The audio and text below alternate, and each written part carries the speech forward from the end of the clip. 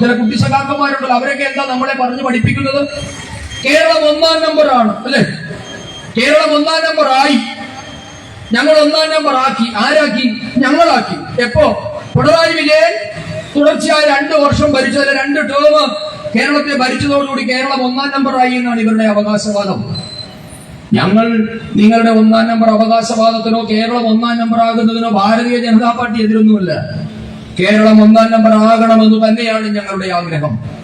പക്ഷേ ഇങ്ങനെ അവകാശവാദം ഉന്നയിക്കുന്നതിന് മുമ്പ് ചില കണക്കുകൾ പരിശോധിക്കണ്ടേ? പിണറായി വിജയൻ മുഖ്യമന്ത്രി ആയതിനു ശേഷമാണോ കേരളം 1-ാം നമ്പർ ആയത്? പ്രിയപ്പെട്ടവരെ, 1956 ഐക്യ കേരളം രൂപപ്പെടുമ്പോൾ കേരളം 1-ാം നമ്പർ ആയിരുന്നു. അതിനു മുൻപ് 1947 ഇന്ത്യ സ്വാതന്ത്ര്യം പ്രാപിക്കുമ്പോ അന്ന് ഐക്യ കേരളമില്ല. അന്ന് മലബാറും കോഴിക്കോടും മലബാറും കൊച്ചിയും തിരുവിതാംകൂറും എന്ന 3 നാട്ടുരാജ്യങ്ങളായിരുന്നു. അന്നും ഈ 3 പ്രദേശങ്ങളും ഇന്ത്യ മഹാരാജ്യത്ത് 1-ാം നമ്പർ തന്നെയായിരുന്നു. ഇന്ത്യയിൽ ഏറ്റവും കൂടുതൽ സാക്ഷരതാ നിരക്ക് കേരളത്തിലായിരുന്നു. ശിശുമരണ നിരക്ക് ഏറ്റവും കുറവ് കേരളത്തിലായിരുന്നു. ഭക്ഷ്യോൽപാദന രംഗത്തിൽ കേരളം സ്വയം പര്യാപ്തമായിരുന്നു. പരിസര ശുചിത്വത്തിന്റെ കാര്യത്തിൽ കേരളം 1-ാം നമ്പർ ആയിരുന്നു. സ്ത്രീ വിദ്യാഭ്യാസത്തിൽ കേരളം 1-ാം നമ്പർ ആയിരുന്നു. പൊതു ആരോഗ്യ രംഗത്ത് കേരളം 1-ാം നമ്പർ ആയിരുന്നു. ശിശുമരണ നിരക്ക് ഞാൻ പറഞ്ഞു ഏറ്റവും കുറവായിരുന്നു. ആയുർദൈർഘ്യം ആർക്കും പരിശോധിക്കാം. 1947 ഇന്ത്യയിൽ ഏറ്റവും കൂടുതൽ ആയുർദൈർഘ്യമുള്ള സംസ്ഥാനം കേരളമാണ്. അങ്ങനെ എല്ലാ സൂചികകളിലും 1947 1956 ഇന്ത്യ കേരളം എന്ന നാട് ഇന്ത്യയിൽ 1-ാം നമ്പർ ആയിരുന്നു. പിന്നെ എങ്ങനെയാ നിങ്ങൾ ഈ 2016 മുതൽ കേരളത്തെ 1-ാം നമ്പർ ആക്കുന്നത്? നമുക്കൊന്ന് പരിശോധിക്കണ്ടേ? കണക്കുകൾ കൂടി പരിശോധിക്കണ്ടേ? നിങ്ങൾ 10 വർഷത്തെ 9 വർഷത്തെ ഭരണം കൊണ്ട് കേരളത്തെ 1-ാം നമ്പർ ആക്കിയെങ്കിൽ എന്നെ കേൾക്കുന്ന സഖാക്കന്മാരോട് എനിക്ക് ഒറ്റ ചോദ്യമേ ഉള്ളൂ. എന്തുകൊണ്ടാണ് 3.5 പതിറ്റാണ്ട് നിങ്ങളെ വിശ്വസിച്ച സുദീർഘമായി 36 വർഷം നിങ്ങൾ ഭരിച്ച ബംഗാളിനെ 1-ാം നമ്പർ ആക്കാഞ്ഞത്? അതിന് മറുപടി പറഞ്ഞിട്ട് പോരെ കേരളത്തിന്റെ അവകാശവാദം ഏറ്റെടുക്കുന്നത്? നിങ്ങളുടെ ഭരണ മികവ് കൊണ്ട് ഏതെങ്കിലും ഒരു നാട് 1-ാം നമ്പർ ആകുമെങ്കിൽ ഈ രാജ്യത്ത് ആദ്യം 1-ാം നമ്പർ ആവേണ്ട സംസ്ഥാനം ഏതാ? പശ്ചിമ ബംഗാളാണ് അല്ലെ? 36 വർഷമാണ് പ്രിയപ്പെട്ടവരെ കമ്മ്യൂണിസ്റ്റ് പാർട്ടി ബംഗാളിനെ ഭരിച്ചു മുടിച്ചത്. നിങ്ങൾ കാണുന്നില്ലേ? ഈ കല്യാത്രയിൽ ഈ വെൺമണി പഞ്ചായത്തിൽ എത്ര ബംഗാളികൾ ഉണ്ടാകും? കണക്കെടുത്ത് നോക്ക്. വെല്ലുവിളിക്കാം നമുക്ക്. 1-ാം നമ്പർ പശ്ചിമ ബംഗാളിൽ നിന്ന് എന്തിനാണ് ജനം പലായനം ചെയ്യുന്നത്? പ്രിയപ്പെട്ടവരെ, ബംഗാൾ എന്നുള്ളത് ഒരു കാലത്ത് ഇന്ത്യയിലെ ഏറ്റവും സമ്പൽ സമൃദ്ധമായ ബൗദ്ധിക ശേഷിയിൽ ഇന്ത്യയുടെ നേതൃത്വത്തിന്റെ മുന്നിൽ 1-ാം നമ്പർ ആയിരുന്നു ബംഗാൾ. ബംഗാളിനെ ബ്രിട്ടീഷുകാർ പോലും വിളിച്ചത് ഗോൾഡൻ ബംഗാൾ എന്ന, സുവർണ ബംഗാൾ എന്നായിരുന്നു അറിയപ്പെട്ടിരുന്നത്. രാമകൃഷ്ണദേവന്റെ ബംഗാൾ, വിവേകാനന്ദ സ്വാമികളുടെ ബംഗാൾ, രാജാറാം മോഹൻ റോയിയുടെ, സുഭാഷ് ചന്ദ്രബോസിന്റെ, രവീന്ദ്രനാഥ് ടാഗോറിന്റെ, അഭിനി മുഖർജിയുടെ, MN റോയിയുടെ, ശ്യാമപ്രസാദ് മുഖർജിയുടെ ഒക്കെ ബംഗാളായിരുന്നു. ഇന്നോ എന്റെയും നിങ്ങളുടെയും വീട്ടിൽ കക്കൂസ് പോരാ വരുന്നത് ആരാ? രവീന്ദ്രനാഥ ടാഗോറിന്റെ പിന്മുറക്കാരനാണ്. മറന്നുപോകരുത്, അവനെ നിങ്ങൾ ചെറുതായി കാണരുത്. നമ്മുടെ വീട്ടിൽ തെങ്ങിന് തടപെടുക്കാൻ വരുന്നവൻ, തേങ്ങ ഇടാൻ വരുന്നവൻ, പശുവിനെ കുളിപ്പിക്കാൻ വരുന്നവൻ സുഭാഷ് ചന്ദ്രബോസിന്റെ പിൻഗാമിയ. 36 വർഷത്തെ കമ്മ്യൂണിസ്റ്റ് ഭരണത്തിന്റെ ബാക്കി പത്രം. ആരാണ് അവരെ ഗതി കിട്ടാത്തവന്മാരാക്കി മാറ്റിയത്? ഇന്ന് മലയാളിക്ക് പുച്ഛമല്ലേ ബംഗാളിൽ കേട്ടാൽ? ആരാണ് അവരെ അങ്ങനെയാക്കി മാറ്റിയത്? 36 വർഷം ഒരു പ്രത്യയശാസ്ത്രം ഒരു നാടിനെ എങ്ങനെ നശിപ്പിച്ചു എന്നറിയണമെങ്കിൽ നമ്മുടെ തട്ടുകടകൾ നോക്കിയാൽ മതി അല്ലെ? ഏരിയ സെക്രട്ടറിമാരും ജില്ലാ കമ്മിറ്റി മെമ്പർമാരും ഒക്കെ പൊറോട്ട അടിക്കുന്നത്, ഓംലെറ്റ് അടിക്കുന്നത്. ആരാണ് ഇവരെ ഇങ്ങനെ ആക്കിയത്? സഖാക്കന്മാർ ഉളുപ്പുണ്ടെങ്കിൽ മറുപടി വരണ്ടേ? 36 വർഷം ഭരിച്ച് നിങ്ങൾക്ക് ബംഗാളിനെ 1-ാം നമ്പർ ആക്കാൻ സാധിക്കാത്ത നിങ്ങൾ ഓൾട്ടർനേറ്റ് ഇയേഴ്സിൽ അല്ലെങ്കിൽ ഒന്നിടവിട്ടുള്ള ഇടകളിൽ മാത്രം ഭരണത്തിലെത്തിയ കേരളത്തെ ഞങ്ങൾ 1-ാം നമ്പർ ആക്കി എന്ന് പറഞ്ഞാൽ നമുക്ക് വിശ്വസിക്കാൻ പറ്റുമോ? അതുകൊണ്ട് ഇവരുടേത് വെറും തള്ളു മാത്രമാണ്. ത്രിപുര ഭരിച്ചു 28 വർഷം, ഏകദേശം 3 പതിറ്റാണ്ട് ത്രിപുരയും ഭരിച്ചു നിങ്ങൾ. ത്രിപുരയുടെ അവസ്ഥ എന്താ? തകർന്ന് തരിപ്പണമായി. ദേശീയപാത എന്ന സങ്കല്പം പോലും ഇല്ലാത്ത ഒരു നാടാണ് ത്രിപുര. ത്രിപുരയിൽ പോയിട്ടുള്ളവർക്കറിയാം അവിടുത്തെ പിന്നാക്കാവസ്ഥ എത്രമാത്രം ഉണ്ടായിരുന്നത്. പ്രിയപ്പെട്ടവരെ, കമ്മ്യൂണിസം ഭരിച്ച നാടുകൾ മുടിഞ്ഞതല്ലാതെ നന്നായ ചരിത്രമില്ല. അല്ലെങ്കിൽ ഞാൻ നിങ്ങളെ വെല്ലുവിളിക്കാം, ഏതെങ്കിലും ഒരു പ്രദേശം കമ്മ്യൂണിസ്റ്റ് പ്രത്യയശാസ്ത്രം കൊണ്ട് നന്നായ കമ്മ്യൂണിസ്റ്റ് പ്രത്യയശാസ്ത്രം മൂലം ജനജീവിതം മെച്ചപ്പെട്ട ഏതെങ്കിലും ഒരു സ്റ്റേറ്റ് നിങ്ങൾക്ക് കാണിക്കാമോ? ഈ കേരളം അടക്കം 956 EM ശങ്കരൻ നമ്പൂതിരിപ്പാടി കേരളത്തിന്റെ ഭരണം കൈയാളുമ്പോ എന്തായിരുന്നു കേരളത്തിന്റെ അവസ്ഥ? 2025 പിണറായി വിജയൻ ഭരിക്കുമ്പോ കേരളത്തിന്റെ അവസ്ഥ എന്താ? രണ്ടും കൂടെ ഒന്ന് താരതമ്യം ചെയ്താൽ മാത്രം മതി. ഇത് BJP-കാരൻ പറയുന്ന ഭാഗമായിട്ടൊന്നും നിങ്ങൾ എടുക്കണ്ട, നിങ്ങളുടെ സ്വന്തം ബുദ്ധിക്ക് നോക്കിയാൽ മതി. ഇപ്പൊ സഖാക്കന്മാരോട് പറഞ്ഞ പറയും കേരളം എന്നുള്ളതൊരു വ്യാവസായിക സംസ്ഥാനമൊന്നുമല്ല, കാർഷിക സംസ്ഥാനമാണ്, അല്ലെ? അങ്ങനെയല്ലേ നമ്മളെ പറഞ്ഞ് പഠിപ്പിക്കുന്നത്? ഇവിടെ വലിയ വ്യവസായങ്ങളൊന്നും വരില്ല, കാരണം ഇത് ഉപഭോക്തൃ സ്റ്റേറ്റ് ആണ്, ഇവിടെ കൃഷിക്കാണ് പ്രാധാന്യം, തേങ്ങയാണ്. ഇവർക്ക് എവിടെയാണ് കൃഷി ഉണ്ടാക്കിയത്? 956 ഐക്യ കേരളം രൂപപ്പെടുമ്പോ ആലപ്പുഴയും തൃശ്ശൂരും പാലക്കാടും അടക്കം 3 നെല്ലറകൾ ഉണ്ടായിരുന്നു കേരളത്തിന്. ഇന്ന് കേരളത്തിൽ എത്ര ഹെക്ടർ സ്ഥലത്ത് നെൽകൃഷിയുണ്ട്? മലയാളിക്ക് കഞ്ഞി കുടിക്കണമെങ്കിൽ ഛത്തീസ്ഗഡുകാരൻ നെല്ല് കൃഷി ചെയ്യണം. ഇന്ന് ഇന്ത്യയിലെ 1-ാം നമ്പർ നെൽകൃഷി നടക്കുന്നത് ഛത്തീസ്ഗഡിലാണ്. മലയാളി കഞ്ഞി കുടിക്കുന്നത് ഛത്തീസ്ഗഡുകാരൻ തെലുങ്കാനക്കാരനും വിത്ത് വിതച്ച് കൊയ്തെടുക്കുന്നതുകൊണ്ട് മലയാളി കഞ്ഞി കുടിക്കുക, അല്ലേ? നമുക്കൊരു അവിയൽ വെക്കണമെങ്കിൽ, സാമ്പാർ വെക്കണമെങ്കിൽ, തോരൻ വെക്കണമെങ്കിൽ പച്ചക്കറി ആര് തരണം? തമിഴൻ തരണം, വേണ്ടേ? തമിഴൻ തരുന്ന വിഷമടിച്ച പച്ചക്കറി കഴിച്ച് ക്യാൻസർ രോഗികളായി മരിക്കാനാ കേരളത്തിന്റെ വിധി. ആരാ നമ്മളിങ്ങനെ ആക്കിയേ? ഭരിച്ചവർക്ക് ഒരു ഉത്തരവാദിത്വം ഇല്ലേ? ശരി, നിങ്ങൾ വ്യവസായം കൊണ്ടുവരണ്ട, കൃഷി എവിടെ? നല്ല ഭക്ഷണം കഴിക്കാൻ കേരളത്തിലില്ല, നെല്ല് കേരളത്തിലില്ല. ഇനി ഒരു മുട്ട ഓംലെറ്റ് കഴിക്കണമെങ്കിൽ തമിഴൻ കോഴിയെ വളർത്തണം, അല്ലേ? മലയാളി വളർത്തത്തില്ല. ബീഫ് കഴിക്കണമെങ്കിൽ തമിഴ്നാട്ടിൽ നിന്ന് മാട് വരണം. മട്ടൻ കഴിക്കണമെങ്കിൽ, ചിക്കൻ കഴിക്കണമെങ്കിൽ തമിഴ്നാട്ടിൽ നിന്ന് കർണാടകയിൽ നിന്നും വരണം. പച്ചക്കറി, പലവ്യഞ്ജനങ്ങൾ എന്താണ് കേരളത്തിന് സ്വന്തമായി ഉള്ളത്? ഇതായിരിക്കുന്നു കുപ്പിവെള്ളം. 44 നദികളുള്ള ഒരു നാടാണ്. വർഷത്തിൽ 6 മാസം മഴ കിട്ടും. മലയാളിക്ക് ഇന്ന് കുടിവെള്ളം വേണമെങ്കിൽ ബഹിരാഷ്ട്ര കമ്പനികളെ കുപ്പിയിൽ തരണം, വേണ്ടേ? ആരാ ഉത്തരവാദി? ചിന്തിക്കട്ടെ. ഇത് ചിന്തിക്കാനുള്ള അവസരമാണ് തിരഞ്ഞെടുപ്പ്. അല്ലാതെ ഏതെങ്കിലുമൊക്കെ ആൾക്കാർ പറയുന്ന വ്യാജ പ്രലോഭനങ്ങൾക്ക് പിറകെ, വ്യാജ വാഗ്ദാനങ്ങൾക്ക് പിറകെ, കപട വാഗ്ദാനങ്ങൾക്ക് പിറകെ പോയി പാർട്ടി ഭക്തി കാണിക്കാനുള്ള മേഖലയല്ല തിരഞ്ഞെടുപ്പ്. നിങ്ങൾ പാർട്ടി ഭക്തിയൊക്കെ കാണിച്ചോളൂ, പക്ഷെ രാഷ്ട്രത്തെ പറ്റി കൂടി ചിന്തിക്കണം, ഈ നാടിന്റെ അവസ്ഥയെ പറ്റി കൂടി ചിന്തിക്കണം. ഇനി നമ്മുടെ നാട്ടിലുള്ള ഏതെങ്കിലും ഒരു ചെറുപ്പക്കാരൻ ഈ നാട് വേണോ? നമ്മുടെ ഒക്കെ വീട്ടിൽ മക്കളുണ്ടല്ലോ, അവരോട് ചോദിക്കും, നിങ്ങൾ 10ാം ക്ലാസ് കഴിഞ്ഞാൽ, 12ാം ക്ലാസ് കഴിഞ്ഞാൽ എന്താ പരിപാടി? എല്ലാവരും പറയും കേരളം വിട്ടു പോകണം, അല്ലെ? കേരളത്തിൽ നിൽക്കാൻ ഏതെങ്കിലും ചെറുപ്പക്കാരുടെ താല്പര്യമുണ്ടോ? ഉന്നത വിദ്യാഭ്യാസം കേരളത്തിന് പുറത്ത്, ജോലി കേരളത്തിന് പുറത്ത്, ഭക്ഷണം കേരളത്തിന് പുറത്ത്, വെള്ളം കേരളത്തിന് പുറത്ത്, ചികിത്സ എവിടെ പോകണം? നമുക്കാർക്കും അമേരിക്കയിൽ പോകുന്ന പാങ്ങില്ലാത്തത് കൊണ്ട് നമ്മളൊക്കെ ഇവിടെ ഒടുങ്ങുന്നു, അല്ലെ? കഴിഞ്ഞ ദിവസം ഞാനും മുഖ്യമന്ത്രിയും കൂടെ ഒരു വേദിയിലുണ്ടായിരുന്നു. നമ്മുടെ കായംകുളത്ത് ഒരു ആശുപത്രിയുടെ ഉദ്ഘാടനം, സ്വകാര്യ ആശുപത്രിയുടെ ഉദ്ഘാടനം. അപ്പൊ മുഖ്യമന്ത്രി പറയുകയാണ്, കേരളത്തിന്റെ ആരോഗ്യരംഗം അമേരിക്കയെ കവച്ചു വെച്ചു. അപ്പൊ ഞാനായി വേദി ചോദിക്കാൻ തുടങ്ങി, ചേട്ടൻ അമേരിക്കയിൽ പോയി കവച്ചു നിന്ന കാര്യമാണോ ഈ പറയുന്നത്? അല്ലാതെ നമ്മളാരും എവിടെയും കവച്ചത് കണ്ടില്ല. ഇതൊന്ന് ആലോചിച്ച് നോക്കി, അവർ ഉളുപ്പുണ്ടെങ്കിൽ പറയൂ. അമേരിക്കയെ കവച്ചു വെച്ചു പോലും കേരളം. ഇന്നത്തെ പത്രത്തിന്റെ 1-ാം നമ്പർ പേജ് എടുത്ത് വായിച്ചാൽ മതി, 2 ദിവസമായിട്ട് വരുന്നുണ്ട് കവച്ചു വെച്ച എന്റെ കഥകൾ, അല്ലേ? കോട്ടയത്തെ മെഡിക്കൽ കോളേജ് ഇടിഞ്ഞു വീണ് രോഗി മരിക്കുക. ഒരു ബെഡ് 2 പേരെയാ കിടത്തിയേക്കുന്നത്. ഇന്ന് മനോരമയുടെ ഇന്നലത്തെ ഫ്രണ്ട് പേജ് ഫോട്ടോ അതായിരുന്നു, ഒരു ബെഡ് 2 പേര്, അല്ലെ? ഒരു മനുഷ്യൻ ഇന്നലെ ദയക്ക് വേണ്ടി യാചിക്കുകയാണ്. അയാൾ പറയാണ്, പട്ടിക്ക് കൊടുക്കുന്ന വിലയെങ്കിലും എനിക്കിതാ. ഞാൻ എന്റെ ഹൃദയം നിന്നുപോയ അസുഖവുമായി ഇവിടെ വന്ന് കിടക്കാൻ തുടങ്ങിയിട്ട് 8 ദിവസമായി. പട്ടിയെ തിരിഞ്ഞു നോക്കുന്നതുകൊണ്ട് ഒരു ഡോക്ടർ ഒന്ന് തിരിഞ്ഞു നോക്കുമോ എന്ന് ചോദിച്ച് അയാൾ അയച്ച വാട്സാപ്പ് സന്ദേശം കേരളം മുഴുവൻ കേട്ടില്ലേ? അദ്ദേഹം മരണത്തിലേക്ക് തുടങ്ങി. എന്നിട്ട് മുഖ്യമന്ത്രി ഉളുപ്പില്ലാതെ പറയാം, ഞങ്ങൾ കവച്ചു വെച്ചു,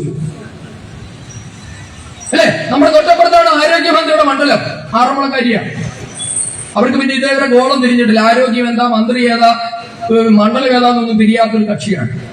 അന്വേഷണം പ്രഖ്യാപിക്കുക. ഇന്നലെ SH ആശുപത്രിയിൽ പ്രസവിക്കാൻ ചെന്ന യുവതി മരിച്ചു. ഡോക്ടറോട് കരഞ്ഞു പറഞ്ഞു, എനിക്ക് പനിയാണ്, അല്ലെ? ഒരു ഗർഭിണി പ്രസവിച്ചതിന് ശേഷം എഴുന്നേറ്റ് പോകുമ്പോ പനിയുണ്ടെങ്കിൽ അണുബാധയുണ്ടോ എന്ന് നോക്കാനുള്ള സാമാന്യ ബോധം, സാമാന്യ വിവരം കേരളത്തിലെ ആരോഗ്യ രംഗത്തിൽ അവർക്കൊന്നുള്ള സംവിധാനമില്ല. നാടുനീളെ മൾട്ടി സ്പെഷ്യാലിറ്റി ആശുപത്രികൾ കൂടുപോലെ മുളച്ചു പൊന്തുന്നുണ്ട്. ആർക്കു വേണ്ടി? പൊതു ആരോഗ്യ രംഗത്തെ തകർത്ത് തരിപ്പണമാക്കിയ സർക്കാരാണ് പിണറായി വിജയന്റേത്. പ്രിയപ്പെട്ടവരെ, നരേന്ദ്രമോദി സർക്കാർ രാജ്യത്തെ 70 വയസ്സിന് മുകളിലുള്ള എല്ലാവർക്കും വേണ്ടി സൗജന്യ ഇൻഷുറൻസ് ഏർപ്പെടുത്തി. ആർക്കെങ്കിലും കിട്ടുന്നുണ്ടോ? നിങ്ങൾക്ക് എന്തേ കിട്ടാത്തു? പിണറായി വിജയൻ സർക്കാരിന്റെ ഒറ്റ പിടിവാശി കൊണ്ടാണ് കേരളത്തിലെ ജനങ്ങൾക്ക് പ്രധാനമന്ത്രി ആയുഷ്മാൻ ഭാരത് പദ്ധതിയുടെ പ്രയോജനം കിട്ടാത്തത്. നരേന്ദ്രമോദി സർക്കാർ പറഞ്ഞു കരാറിൽ ഒപ്പുവെക്കണം. കരാറിൽ ഒപ്പുവെക്കാൻ തയ്യാറല്ല. കാരണം എന്താ?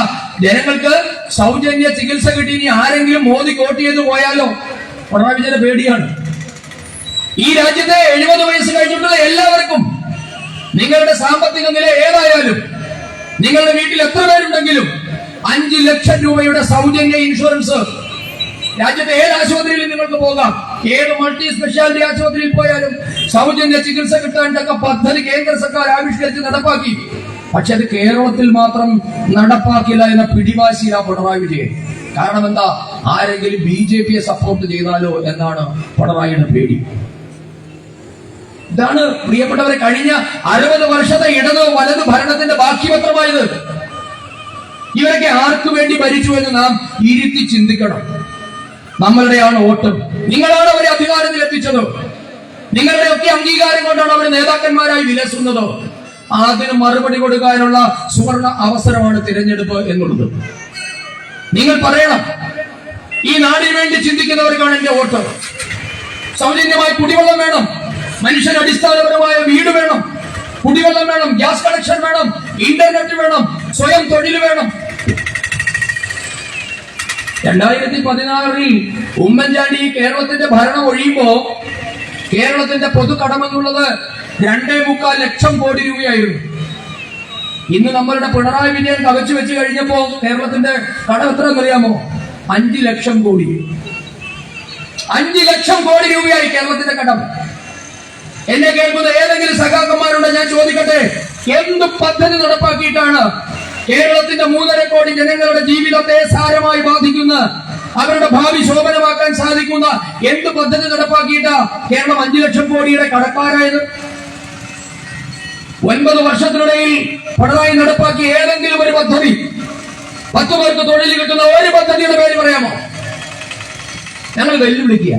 ഒരു മുട്ടുസൂചി ഉണ്ടാക്കുന്ന പദ്ധതി കേരളത്തിൽ നടപ്പാക്കിയിട്ടുണ്ടോ പിണറായി വിജയൻ? എന്നിട്ട് പറയുന്നത് എന്താ? കേരളം 1-ാം നമ്പറാണ് അല്ലെ? മുഖ്യമന്ത്രി പറയാണ് കേരളം ഇന്ന് എന്താണ്? നിക്ഷേപ സൗഹൃദ സംസ്ഥാനമാണ്. പി രാജീവ് എന്ന് പറഞ്ഞൊരു മന്ത്രിയുണ്ട്, വ്യവസായ മന്ത്രി. അയാൾ എപ്പോഴും പറയുന്നതാണ് നിക്ഷേപ സൗഹൃദ സംസ്ഥാനമാണ് കേരളം. അപ്പൊ ഒരു ദിവസം ഒരു ചാനൽ ചർച്ചയിൽ എന്നോട് ഇങ്ങനെ ഒരു CPM-കാരൻ പറഞ്ഞു, ഞങ്ങളുടെ നിക്ഷേപ സൗഹൃദമാണ്. ഞാൻ പറഞ്ഞു, ഇത് ഞങ്ങളോട് പറയുന്നതിന് മുമ്പ് ആ ക്ലിഫ് ഹൗസിലേക്ക് ഫോൺ ചെയ്ത വീണ വിജയനോടൊന്ന് പറഞ്ഞു കൊടുക്കും അല്ലെ? നിങ്ങൾ ഞങ്ങളെ ബോധവൽക്കരിക്കാതെ. മുഖ്യമന്ത്രിയുടെ മകള് 10 രൂപ ഇൻവെസ്റ്റ് ചെയ്യാൻ തുടങ്ങിയപ്പോൾ എവിടെ പോയാ ഇൻവെസ്റ്റ് ചെയ്തത്? അന്ന് BJP ഭരിക്കുന്ന കർണാടകയിൽ അല്ലേ? കാര്യം മകൾക്കറിയാം അച്ഛന്റെ കയ്യിലിരിപ്പ് നന്നായിട്ട്. സ്വന്തം മകളെ വിശ്വസിപ്പിക്കാൻ പറ്റിയിട്ടുണ്ടോ ഇത് നിക്ഷേപ സൗഹൃദ സംസ്ഥാനമാണെന്ന്? വീണ വിജയം മുതൽ മുടക്കിയിരിക്കുന്നത് കർണാടകയിലാണ് സർ. കേരളം ഇന്ത്യയിലെ 1-ാം നമ്പർ നിക്ഷേപ സൗഹൃദ സംസ്ഥാനമാണെങ്കിൽ സഖാക്കന്മാരെ വെല്ലുവിളിക്കുക. വീണ വിജയൻ ഒരു 10 രൂപ കേരളത്തിൽ മുടക്കി ഒരു ഷെഡ് എടുത്ത്, ഒരു മുറി എടുത്ത്, ഒരു IT കമ്പനി തുടങ്ങി കാണിക്കും. കേരളത്തിൽ എന്താ ടെക്നോ പാർക്കും ഇൻഫോ പാർക്കും ഇല്ലാഞ്ഞിട്ടാ? ഇന്ത്യയിലെ ആദ്യത്തെ ടെക്നോ പാർക്ക് കേരളത്തിലാ, തിരുവനന്തപുരത്ത്. കൊച്ചിയിലുണ്ട് ഇൻഫോ പാർക്ക്, ഇവിടെ ആലപ്പുഴയിലുണ്ട്, കൊല്ലത്തുണ്ട്, തൃശ്ശൂരിലുണ്ട്. എല്ലായിടത്തും ടെക്നോ പാർക്കും ഇൻഫോ പാർക്കും ഉണ്ട്.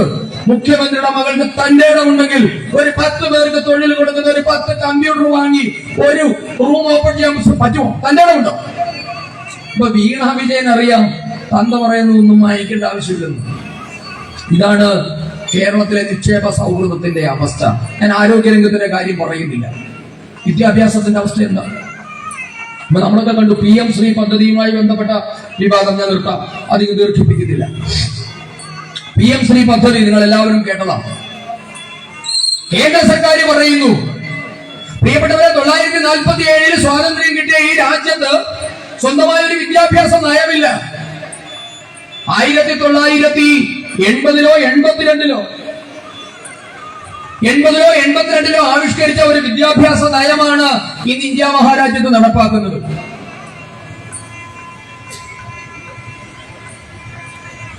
നിങ്ങൾക്കറിയാം 80-കൾക്ക് ശേഷം ലോകം എത്രമാത്രം മാറി.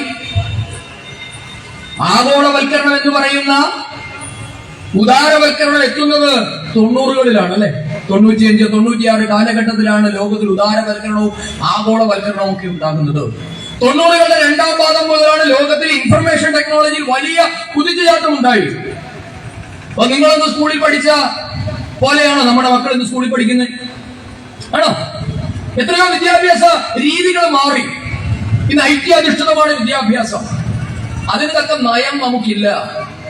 2021 നാഷണൽ എഡ്യൂക്കേഷൻ പോളിസി നരേന്ദ്രമോദി സർക്കാർ നടപ്പാക്കി. ആദ്യമായിട്ട് ഇന്ത്യയുടെ ചരിത്രത്തിൽ ആദ്യമാണ്. മാറുന്ന കാലത്തിന്റെ വെല്ലുവിളികളെ നേരിടാൻ നമ്മുടെ കുഞ്ഞുങ്ങളെ പ്രാപ്തമാക്കുന്ന രീതിയിൽ നമ്മുടെ വിദ്യാഭ്യാസ സമ്പ്രദായത്തെ മോദി സർക്കാർ ഉടച്ചു വാർത്തു. അതിന്റെ ഭാഗമായി നടപ്പാക്കിയതാണ് PM ശ്രീ പദ്ധതി. സ്കൂൾ ഫോർ റൈസിംഗ് ഇന്ത്യ എന്നുള്ളതാണ് ശ്രീ എന്നതിന്റെ ഫുൾ ഫോം. PM എന്നുള്ളത് പ്രധാനമന്ത്രി സ്കൂളുകൾ, ഉദിച്ചുയരുന്ന ഭാരതത്തിന് വേണ്ടി പ്രധാനമന്ത്രിയുടെ സ്കൂളുകൾ, അത്രേ ഉള്ളൂ PM ശ്രീ എന്ന് പറഞ്ഞാൽ.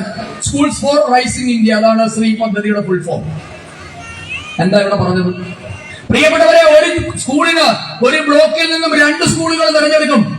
PM ശ്രീ പദ്ധതി പ്രകാരം 5 കോടി രൂപയുടെ വികസനമാണ് ഒരു സ്കൂളിൽ നടക്കുക. 5 കോടി രൂപ. ഇതൊന്നും ശിവൻകുട്ടിയുടെയോ പിണറായി വിജയന്റെ വീട്ടിൽ നിന്ന് തരണ്ട, നരേന്ദ്രമോദി സർക്കാർ തരും. ഒരു സ്കൂളിന് 5 കോടി രൂപ. എന്റെ വെൺമണിയിലെ ഈ JB സ്കൂള് 100 വർഷം പഴക്കമുള്ള സ്കൂളല്ലേ, അവിടെ PM ശ്രീ പദ്ധതി നടപ്പാക്കിയാൽ എന്താ കുഴപ്പമെന്നറിയുമോ? സാധാരണക്കാരന്റെ മക്കൾ അവിടെ ഒന്ന് പഠിച്ചു പോകും. ഇവർക്ക് കണ്ണുകടിയാണ്. ഈ ഇന്ത്യ മഹാരാജ്യത്തെ സാധാരണക്കാരന്റെ മനുഷ്യൻ പഠിക്കുന്ന സ്കൂളുകളിൽ, സാധാരണക്കാരൻ മനുഷ്യരുടെ മക്കൾ പഠിക്കുന്ന സ്കൂളുകളിൽ ആധുനികവൽക്കരിക്കാൻ, കെട്ടിടം പണിയാൻ, കമ്പ്യൂട്ടർ ലാബുകൾ തുടങ്ങാൻ, അവർക്ക് യൂണിഫോം കൊടുക്കാൻ, ഉച്ചക്കഞ്ഞി കൊടുക്കാൻ, ഉച്ചക്കഞ്ഞിയല്ല ഉച്ചഭക്ഷണം കൊടുക്കാൻ, അവരെ സ്കൂളിൽ നിന്ന് ട്രിപ്പ് കൊണ്ടുപോകാൻ, അവരുടെ മാനസികമായ ആരോഗ്യത്തിന് തുടങ്ങി അതിന്റെ മൊഡ്യൂളുകൾ നിങ്ങളൊന്ന് പരിശോധിക്കണം. ഒരു മനുഷ്യന് എന്തൊക്കെ വേണോ അതിനെല്ലാം വേണ്ടിയിട്ടുള്ള സഹായം PM ശ്രീ പദ്ധതിയുടെ ഭാഗമായി ഓരോ സ്കൂളിനും കിട്ടും. എന്ത് കാരണം പറഞ്ഞാലും ശിവൻകുട്ടിയും അടക്കമുള്ളവരത് മുടക്കിയത് കാവ്യവൽക്കരണമാണ് പോലും. പ്രിയപ്പെട്ടവരെ, കേരളത്തിലെ 28 സ്കൂളുകളിൽ PM ശ്രീ നടപ്പാക്കിയിട്ടുണ്ട്. കേന്ദ്ര സർക്കാരിന്റെ കീഴിലുള്ള കേന്ദ്രീയ വിദ്യാലയങ്ങൾ ഇവിടെയുണ്ട്. NTPC ഒരു കേന്ദ്രീയ വിദ്യാലയം ഉണ്ട് അല്ലെ, 12 ഇല്ലേ അടൂരില്. PM ശ്രീ പദ്ധതിയാ. എത്ര സഖാക്കന്മാരുടെ മക്കൾ അവിടെ പഠിക്കുന്നുണ്ട്. അവരാരും കാവ്യവൽക്കരണത്തിന്റെ ഇരകളല്ലേ? പട്ടം കേന്ദ്രീയ വിദ്യാലയം എന്നുള്ളത് രാജ്യത്തെ ഏറ്റവും വലിയ KV-യാണ്. 2 ഷിഫ്റ്റിലായി 6000 കുട്ടികളാണ് അവിടെ പഠിക്കുന്നത്. എല്ലാം RSSകാരുടെയും BJPക്കാരുടെയും മക്കളാണ് പഠിക്കുന്നത്. എന്റെ മക്കൾ അവിടെ പഠിക്കുന്നുണ്ട്. അതുകൊണ്ട് എനിക്കറിയാം. കേരളത്തിലെ മിക്ക കളക്ടർമാരുടെയും മക്കൾ, മിക്ക രാഷ്ട്രീയക്കാരുടെയും നേതാക്കന്മാരുടെ CPIM-ന്റെ എത്രയോ മന്ത്രിമാരുടെ മക്കളും കൊച്ചുമക്കളും അവിടെ പഠിക്കുന്നുണ്ട്. എനിക്ക് വ്യക്തിപരമായി അറിയാം. അപ്പോ ഞങ്ങളുടെ കുടുംബത്തിന് ഇതൊക്കെയാകാൻ നിങ്ങൾക്ക് ഇതൊന്നും പാടില്ല. മന്ത്രിമാരുടെ കൊച്ചുമക്കൾ അവിടെ പഠിച്ചപ്പോ അവരൊക്കെ നാളെ മുതൽ ശാഖയിൽ വരാൻ തുടങ്ങിയോ? KB സ്കൂളിൽ PM ശ്രീ പദ്ധതി പഠിച്ചതുകൊണ്ട്, ആ സിലബസ് പഠിച്ചതോടുകൂടി CPM-കാരുടെ മക്കളാണല്ല ഇപ്പൊ ശാഖയിലാണോ വരുന്നത്? അപ്പൊ ബാലകോലത്തിൽ പോവുകയാണോ? പ്രിയപ്പെട്ടവരെ, ഇവരൊക്കെ ഈ നാടിനെ നശിപ്പിക്കുകയാണ്. ഇവരിത് തന്നെയല്ലേ കാർഷിക മേഖലയിൽ ട്രാക്ടർ വന്നപ്പോ പറഞ്ഞില്ലേ? ട്രാക്ടർ വേണ്ട, തൊഴിൽ നഷ്ടപ്പെടും. ട്രില്ലർ വേണ്ട, കൊയ്ത്ത് യന്ത്രം വേണ്ട, നടീൽ യന്ത്രം വേണ്ട. സംഭവിച്ചതെന്താ? ഛത്തീസ്ഗഡുകാരനും ബംഗാളിയും പഞ്ചാബിയും ആന്ധ്രക്കാരും ഇതൊക്കെ നടപ്പാക്കി. അവന്റെ അവിടെ റെക്കോർഡ് ഭക്ഷ്യോൽപാദനമാണ്. അവൻ ലോകം മുഴുവൻ ഭക്ഷ്യോൽപ്പന്നങ്ങൾ കയറ്റി ചെയ്ത് കോടികൾ സമ്പാദിക്കുന്നു. മലയാളി വടക്കോട്ട് നോക്കിയിരിക്കുന്നു. 65 വർഷം നമ്മളെ ഇവമാര് ഭരിച്ചതാ. കമ്പ്യൂട്ടർ വന്നപ്പോ പറഞ്ഞില്ലേ കമ്പ്യൂട്ടർ വേണ്ട. എന്നിട്ടോ സ്വാശ്രയ കോളേജുകൾ വന്നു. നമ്മുടെ നാട്ടിൽ ആവശ്യത്തിന് പ്രൊഫഷണലുകളില്ല. നല്ല എഞ്ചിനീയർമാർ നമുക്ക് വേണം, നല്ല ഡോക്ടർമാർ വേണം. കേന്ദ്ര സർക്കാർ കൊണ്ടുവന്ന ഉദാരവൽക്കരണത്തിന്റെ ഭാഗമായി സ്വകാര്യ മേഖലകൾക്ക് കോളേജുകൾ അനുവദിക്കാൻ തീരുമാനിച്ചു. എന്താണ് CPIM-ന്റെ നയം എന്തായിരുന്നു? SFI-യുടെയും DYFI-യും അടക്കമുള്ള കുട്ടി സഖാക്കന്മാരുടെ നയം എന്തായിരുന്നു? വിദ്യാഭ്യാസത്തെ കച്ചവടവൽക്കരിക്കുന്നു, ഞങ്ങൾ അനുവദിക്കാൻ പോകുന്നില്ല. നിങ്ങൾക്കറിയാം കൂത്തുപറമ്പ് സംഭവം, ഞാൻ പറയുന്നില്ല അല്ലേ? കൂത്തുപറമ്പിൽ പരിയാരത്ത് ഒരു സഹകരണ കോളേജ് ഉദ്ഘാടനം ചെയ്യാനും വന്ന AR ആന്തുലെ എന്ന് പറയുന്ന അന്നത്തെ കേന്ദ്ര ആരോഗ്യമന്ത്രിയെയും MV രാഘവൻ എന്ന സഹകരണ മന്ത്രിയെയും തടയാൻ തീരുമാനിച്ചു. മധുവും റോഷനും ഷിബുവും അടക്കമുള്ള 5 ചെറുപ്പക്കാർ വെടിയേറ്റ് വീണ് പടഞ്ഞു മരിച്ചു. പുഷ്പൻ എന്ന് പറയുന്ന ഒരു ചെറുപ്പക്കാരന് 24 വർഷം ജീവച്ഛവമായി കടന്നു അല്ലേ? കേരളത്തിന്റെ മുഴുവൻ ഞാൻ പഠിച്ച സ്കൂളാണ് MGHS, എനിക്ക് ഓർമ്മയുണ്ട്. മാർത്തോമ ഹയർ സെക്കൻഡറി സ്കൂളിൽ അടക്കം സമരം നടന്നു. എനിക്ക് ഇപ്പോഴും ഓർമ്മയുണ്ട്. അന്ന് ചെങ്ങന്നൂർ CI ആയിരുന്ന ഒരു ക്രിസ്റ്റി അവിടെ സന്തോഷമൊക്കെ ഇരിപ്പുണ്ട്. സ്കൂളിൽ കയറി ഇടിച്ചു പിള്ളേരെ. കൊണ്ട് എത്രയോ ചെറുപ്പക്കാരുടെ ഉണ്ടാകാം MGHS-ൽ പഠിച്ച. എന്തിനു വേണ്ടിയിട്ടായിരുന്നു സമരം? കേരളത്തിലെ മുഴുവൻ ചെറുപ്പക്കാരെയും ഇടിച്ച് നട്ടലൊടിച്ചില്ലേ? കേരളത്തിന്റെ തെരുവുകളിൽ മുഴുവൻ ചോര വീണില്ലേ? സ്വാശ്രയ കോളേജുകൾ നടപ്പാക്കാൻ പാടില്ല എന്നായിരുന്നു തിട്ടൂരം. സഖാക്കന്മാര് വെടികൊള്ളുമ്പോ, കുട്ടി സഖാക്കന്മാർ അടികൊള്ളുമ്പോ, എന്നെ കേൾക്കുന്ന കുട്ടി സഖാക്കന്മാരുടെ ചെവി തുറന്നു വെച്ച് കേൾക്കണം. നീയൊക്കെ തെരുവിൽ കിടന്ന് അടികൊള്ളുമ്പോ പിണറായി വിജയന്റെ മകള് പഠിച്ചത് മാതാ അമൃതാനന്ദമയുടെ സ്വാശ്രയ കോളേജിലാണ്. മറ്റേ കുട്ടിക്കുരങ്ങനെ കൊണ്ട് ചുടുചോറ് വാരിക്കുന്നത് കേട്ടിട്ടില്ലേ? സഖാക്കന്മാരെ തെരുവിലിറക്കി അടിമേടിക്കുമ്പോ പിണറായി വിജയൻ എന്ന പാർട്ടി സെക്രട്ടറിയാ. എന്തായിരുന്നു പിണറായിയുടെ നിലപാട്? അറിയണമെങ്കിൽ ബെർലിൻ കുഞ്ഞനന്ദൻ നായർ എന്ന് പറയുന്ന പഴയ സഖാവ് എഴുതിയൊരു പുസ്തകമുണ്ട്, പൊളിച്ചെടുത്ത് വായിക്കണം. ആ പുസ്തകത്തിൽ പറയുന്നു, അന്ന് ബെർലിൻ കുഞ്ഞനന്ദൻ നായർ CPM-ന് വേണ്ടപ്പെട്ടവനാ. ബെർലിനെ വിളിക്കുകയാണ് പിണറായി വിജയൻ, ടെൻഷൻ അടിച്ച് വിളിക്കുക. കുഞ്ഞനന്ദ, എനിക്കൊരു സഹായം വേണം. ഞാൻ പറയുന്നത് കള്ളമല്ല. മാതൃഭൂമി ബുക്സ് പ്രസിദ്ധീകരിച്ച പൊളിച്ചെഴുത്ത് എന്ന് പറയുന്ന ഒരു പുസ്തകമുണ്ട്, ആർക്കും വാങ്ങി വായിക്കാം. കുഞ്ഞനന്ദനെ പിണറായി വിജയൻ ടെലിഫോൺ ചെയ്ത് പറയാണ്, കുഞ്ഞനന്ദ എന്നെ അടിയന്തരമായി സഹായിക്കണം. കാര്യം മകൾക്ക് നല്ല കോളേജിലൊന്നും അഡ്മിഷൻ കിട്ടുമെന്ന് തോന്നുന്നില്ല. നിങ്ങളുടെ സുഹൃത്തല്ലേ ക്യാപ്റ്റൻ, ഞാൻ അതേ വാദങ്ങളാണ് പറയുന്നത്, നിങ്ങളുടെ സുഹൃത്തല്ലേ ക്യാപ്റ്റൻ കൃഷ്ണൻ നായർ. ആരാ ക്യാപ്റ്റൻ കൃഷ്ണൻ നായർ എന്നറിയാമോ? ആരാ? ആ ലീല ഹോട്ടലിന്റെ ഉടമ, മുതലാളി, ബൂർഷ.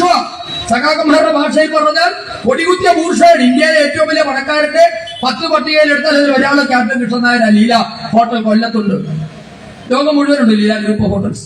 വലിയ ബൂർഷയുടെ സഹായം തേടുക നാണമുണ്ടോ എന്ന് ഞാൻ ചോദിക്കുന്നില്ല, നിനക്കൊന്നും അതില്ലെന്ന് നമുക്കറിയാം. അപ്പൊ പറയാണ്, കുഞ്ഞനന്ദനൊന്ന് ബന്ധപ്പെടണം, നിങ്ങളുടെ സുഹൃത്തല്ലേ കൃഷ്ണൻ നായർ. കൃഷ്ണൻ നായർ പറഞ്ഞാൽ അമൃതാനന്ദമയി കേൾക്കും.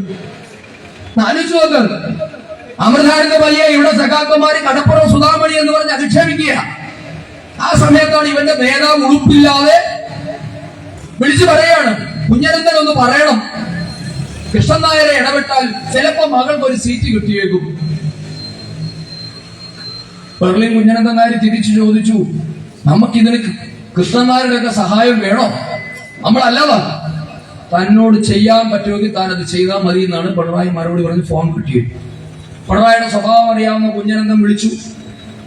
കൃഷ്ണൻ നായർ പറഞ്ഞു, ഞാനിപ്പോ ജർമ്മനിയിലോ അമേരിക്കയിലോ എവിടെയാണ്, ഇപ്പൊ ഇവിടെ സമയം അർദ്ധരാത്രിയായി, ഞാൻ ഇപ്പൊ നാട്ടിൽ എന്തായാലും അർദ്ധരാത്രി ആകുമല്ലോ, ഞാൻ വിളിക്കാം, നടക്കുമോ എന്ന് എനിക്കറിയില്ല. പിറ്റേന്ന് കൃഷ്ണൻ നായരുടെ ഫോൺ വന്നു, അമ്മയുമായി സംസാരിച്ചു. അവിടുത്തെ അഡ്മിഷൻ പ്രോസസ്സ് കഴിഞ്ഞിരിക്കുന്നു. പക്ഷെ കോയമ്പത്തൂര് എട്ടിമട കോളേജിൽ സീറ്റ് ഒഴിവുണ്ടാകാൻ സാധ്യത, അവിടെയുമായി ഒന്ന് ബന്ധപ്പെടും, ഞങ്ങൾ പറയാം. കൃഷ്ണൻ നായർ കോയമ്പത്തൂര് ബന്ധപ്പെട്ടു.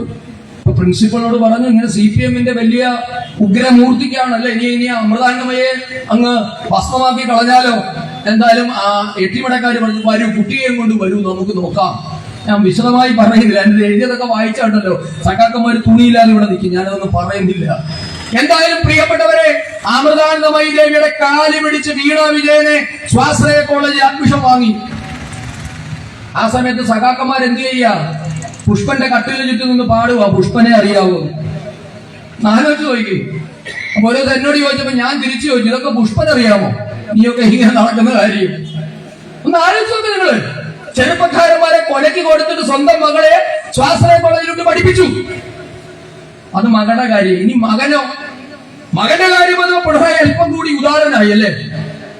കഴിഞ്ഞ ദിവസം ചോദിക്കുന്നുണ്ട്, എന്റെ മകനെ നിങ്ങൾ ആരെങ്കിലും കണ്ടിട്ടുണ്ടോ അധികാരത്തിന്റെ ഇടനാഴിയിൽ? ചോദിച്ചില്ലേ? ക്ലിഫ് ഹൗസിൽ എത്ര മുറിയുണ്ടെന്ന് പോലും അവൻ അറിയില്ല. കാര്യം ശരിയാ, അവൻ താമസിക്കുന്ന അങ്ങ് ലണ്ടനില്ല. അവനെങ്ങനെ ക്ലിഫ് ഹൗസിൽ മുറിയുണ്ടായിരുന്നു അറിയുന്നത്? അല്ല, ഇതൊക്കെ വിശ്വസിക്കാൻ കുറെ അന്ധങ്ങളായ അടിമകളായ കുട്ടി സഖാക്കന്മാരുണ്ട് എന്നുള്ളതാണ് ഇവന്മാരുടെ നേട്ടം. ഉടുപ്പില്ലാതെ വന്നിരുന്ന് മൈക്കിന്റെ മുന്നിൽ ചോദിക്കുക, എന്റെ മകൻ ക്ലിഫ് ഹൗസിൽ എത്ര മുറിയുണ്ടെന്ന് പോലും അറിയില്ല. അവൻ താമസിക്കുന്നത് വലിയ അരകണ്ടിലെ പാലസിലാണ്. അവൻ പഠിച്ചത് ബെർമിംഗ്ഹാമിലാണ്, ലണ്ടനിൽ. തൊഴിലാളി സഖാവിന്റെ മകനാണ്, അല്ലെ? സ്വാശ്രയ കോളേജുകൾ വേണ്ട എന്ന് പറഞ്ഞ് കേരളത്തിൽ സമരം ചെയ്യുമ്പോ സഖാവിന്റെ മകനും മകളും വിദേശത്തും സ്വാശ്രയ കോളേജിലും ഒക്കെയായി സുഖിച്ചു പഠിക്കുക. ഇതാണ് ഇവന്മാരുടെ വികസനം. അത് തന്നെയാണ് ഈ PM ശ്രീ പദ്ധതിയിൽ നടക്കുന്നത്. ഇത് തന്നെയാണ് ഞാൻ പറഞ്ഞ കമ്പ്യൂട്ടറിന്റെ കാര്യത്തിൽ, കൊയ്ത്തുമരി യന്ത്രത്തിന്റെ കാര്യത്തിൽ, ഞാറുനടിയിൽ യന്ത്രത്തിന്റെ കാര്യത്തിൽ, ട്രാക്ടറിന്റെ കാര്യത്തിൽ, ഡ്രില്ലറിന്റെ കാര്യത്തിൽ, വിദേശ വായ്പകളുടെ കാര്യത്തിൽ. നമ്മൾ നാട്ടും പുറത്ത് പറ്റിട്ടില്ല, ഛർദ്ദിച്ചത് ഭക്ഷിക്കുകയാണ് അവന്മാരുടെ ഇവന്മാർ.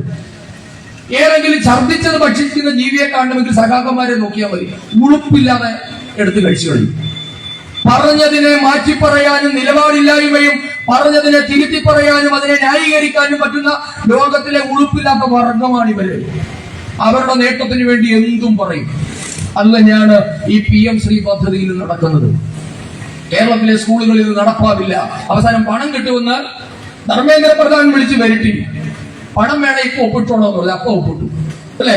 അപ്പൊ ശിവൻകുട്ടി എന്താ പത്രക്കാരോട് പറഞ്ഞത്, PM ശ്രീ മോശമെന്ന് ആര് പറഞ്ഞു? ഞങ്ങളും, അല്ലെ? ഇത്രയുള്ള ഇവന്മാരുടെ നിലപാട്. അവിടെ പ്രിയപ്പെട്ടവരെ, ഞാൻ പറഞ്ഞു വരുന്നത് ഇവന്മാരുടെ രാഷ്ട്രീയം എന്നുള്ളത് ഇവരുടെ വയറ്റിപ്പിഴപ്പിന് വേണ്ടി മാത്രമാണ്. നാട്ടുകാർക്ക് ഗുണം ചെയ്യുന്ന ഒരു പദ്ധതിയുടെ പിറകിലും ഇവരില്ല. നെടുമ്പാശ്ശേരി, ഞാൻ പറയാൻ തുടങ്ങിയ ഒത്തിരി ഉണ്ട്. നെടുമ്പാശ്ശേരി വിമാനത്താവളം വരാൻ തുടങ്ങി. ഇപ്പൊ S ശർമ്മ എന്ന് പറഞ്ഞ അവിടെ വലിയൊരു നേതാവുണ്ട് കൊച്ചിയില്. അദ്ദേഹം പ്രഖ്യാപിച്ചു, വിമാനത്താവളം വരുന്നുണ്ടെങ്കിൽ എന്റെ നെഞ്ചത്ത് കൂടി. ഇപ്പൊ S ശർമ്മ ആരെന്നറിയാമോ? നെടുമ്പാശ്ശേരി വിമാനത്താവളത്തിന്റെ ഡയറക്ടർ ബോർഡ് മെമ്പറാണ്. അത്രേ ഉള്ളൂ. അപ്പൊ ഇങ്ങനെ കേരളത്തില് ഈ നാടിനെ മുടിപ്പിക്കുന്ന ഒരു കൂട്ടരാണ് പ്രിയപ്പെട്ടവരെ കമ്മ്യൂണിസ്റ്റുകാരെന്ന്. ഇത് തന്നെയാണ് കോൺഗ്രസിന്റെ അവസ്ഥ. ഇതിന് മുഴുവൻ ചൂട്ടുപിടിക്കുന്നതാരാ? കോൺഗ്രസ്സുകാരാണ്. ഞാൻ പറഞ്ഞു, കേന്ദ്രത്തിലെ കോൺഗ്രസിന്റെ ഭരണത്തെ പറ്റി ഞാൻ പറഞ്ഞു. ഞാനത് വിശദമായി പറയുന്നില്ല.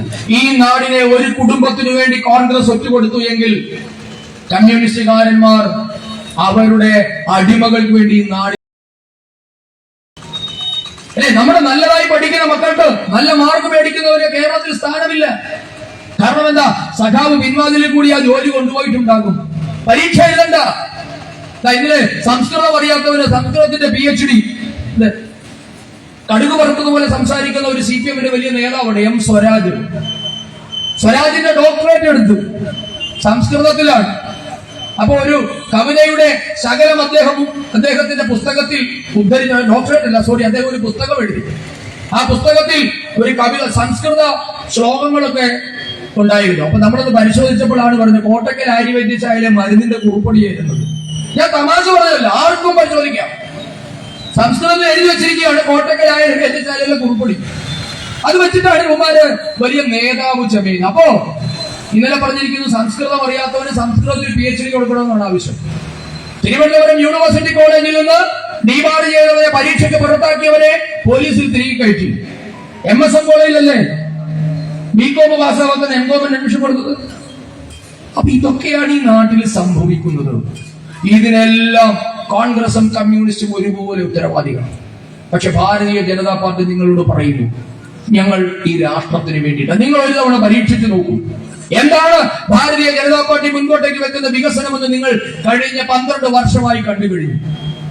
BJPക്കെതിരെ അപവാദം പറയുന്നത് പറഞ്ഞുകൊള്ളട്ടെ. വന്ദേ ഭാരത് എക്സ്പ്രസിന്റെ കഥ നിങ്ങൾക്കറിയാം, അല്ലെ? പിണറായി വിജയൻ പറഞ്ഞില്ലേ, കേരളയിൽ വരും കേട്ടാ, പറഞ്ഞില്ലേ? അവിടെ പ്രമോദൊക്കെ പോയി കുറെ ഇടി മേടിച്ചത്, അല്ലെ? നമ്മുടെയൊക്കെ വീടുകളിൽ മഞ്ഞക്കുറ്റിയുടെ വന്നില്ലേ കേരളയിലെ പേര്? അന്ന് ഭാരതീയ ജനതാ പാർട്ടി നിവർന്നെന്ന് പറഞ്ഞു, ഞങ്ങൾ ഈ നാട്ടിലുണ്ടെങ്കിൽ ഈ നാടിനെ ഒറ്റുകൊടുക്കുന്ന ഒരു പദ്ധതിയും സമ്മതിച്ചു തരില്ല. BJP പറഞ്ഞെടുത്ത് കാര്യങ്ങൾ എത്തിയില്ലേ?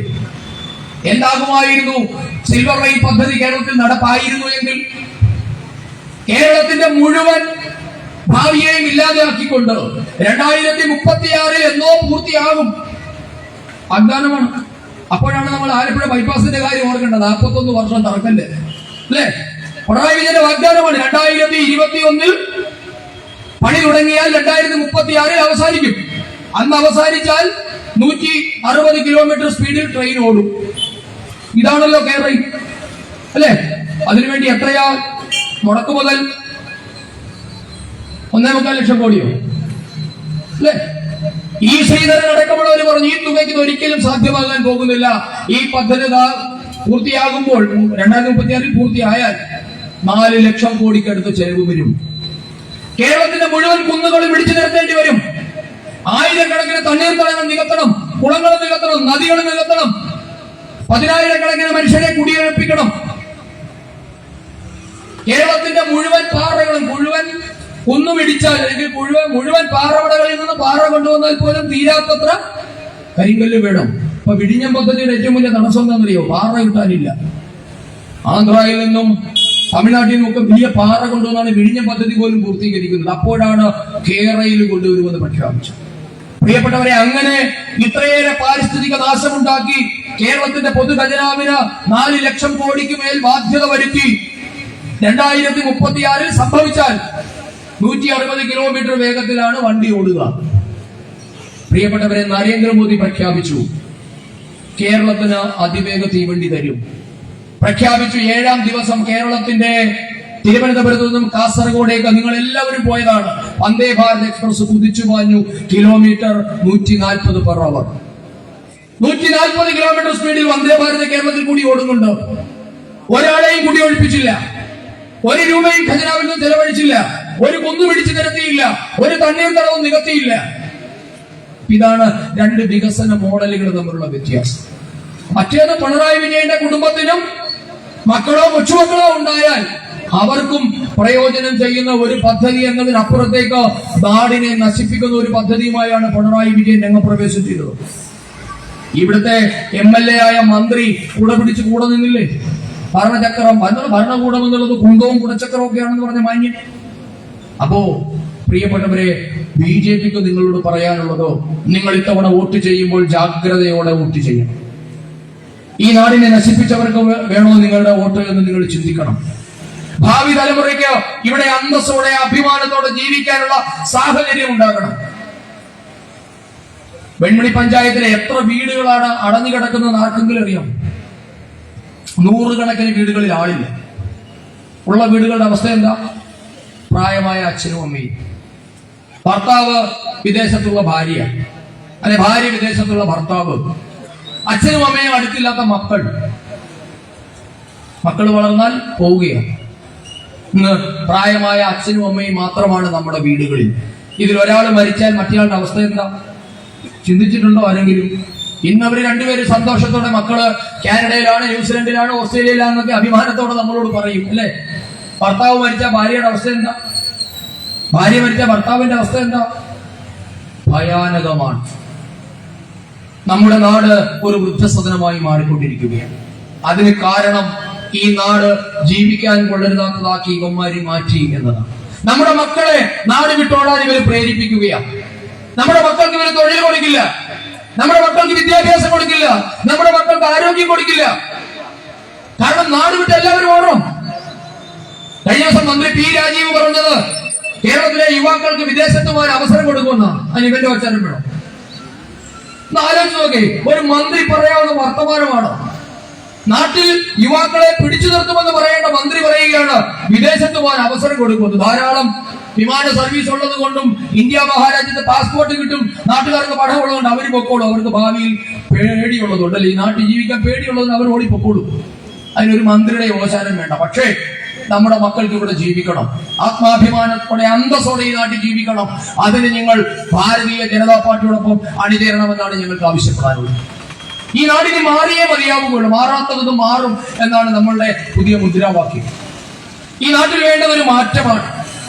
ഇടംകാലിലെ മന്ത് വലങ്കാലിലേക്കുള്ള മാറ്റമല്ല, വലങ്കാലിലെ മന്ത് ഇടംകാലിലേക്ക് മാറുന്നത് പോലെയുള്ള മാറ്റമല്ല.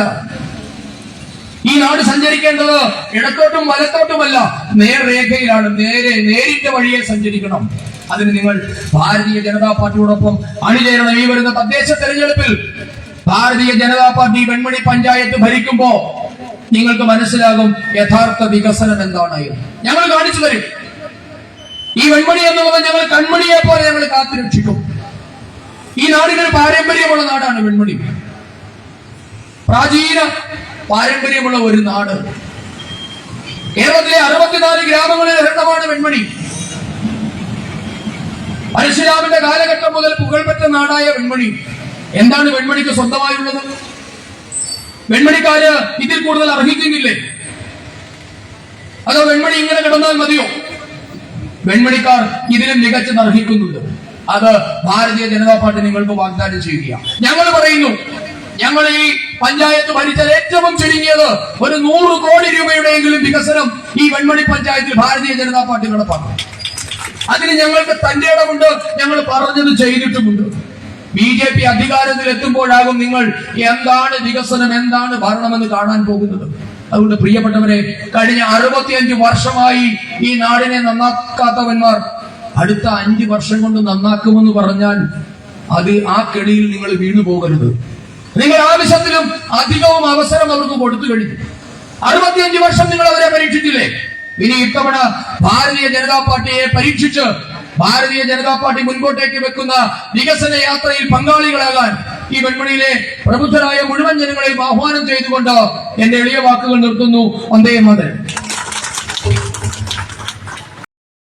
BJPയുടെ പല തീരുമാനങ്ങളും ഏതെങ്കിലും വ്യക്തിക്കോ ഏതെങ്കിലും കുടുംബത്തിനോ അനുകൂലമായി വരാതെ നാടിന് പൊതുവായി അനുകൂലമാകുന്ന തീരുമാനങ്ങൾ BJPയിൽ നിന്ന് വരുന്നത്. 2014 ബഹുമാനപ്പെട്ട നരേന്ദ്രമോദിജി നമ്മുടെ രാഷ്ട്രത്തിന്റെ പ്രധാനമന്ത്രിയായി ചുമതല ഏൽക്കുന്നതിന് മുൻപ് എന്തായിരുന്നു നമ്മുടെ നാടിന്റെ ഒരു അവസ്ഥ? അല്ലെങ്കിൽ എന്താണ് ജനങ്ങളെ, രാഷ്ട്രീയക്കാരെ പറ്റി വെച്ച് പുലർത്തിയിരുന്ന സങ്കല്പം? നമുക്കറിയാം, ഇപ്പൊ 11 വർഷമായി നരേന്ദ്രമോദിയും BJPയും ഭാരതത്തിന്റെ ഭരണം കൈയാളാൻ തുടങ്ങിയിട്ട് 11 വർഷങ്ങൾ കഴിഞ്ഞിരിക്കുന്നു. 12ാം വർഷത്തിലേക്ക് ഒരു മാസത്തിനുള്ളിൽ പ്രവേശിക്കും.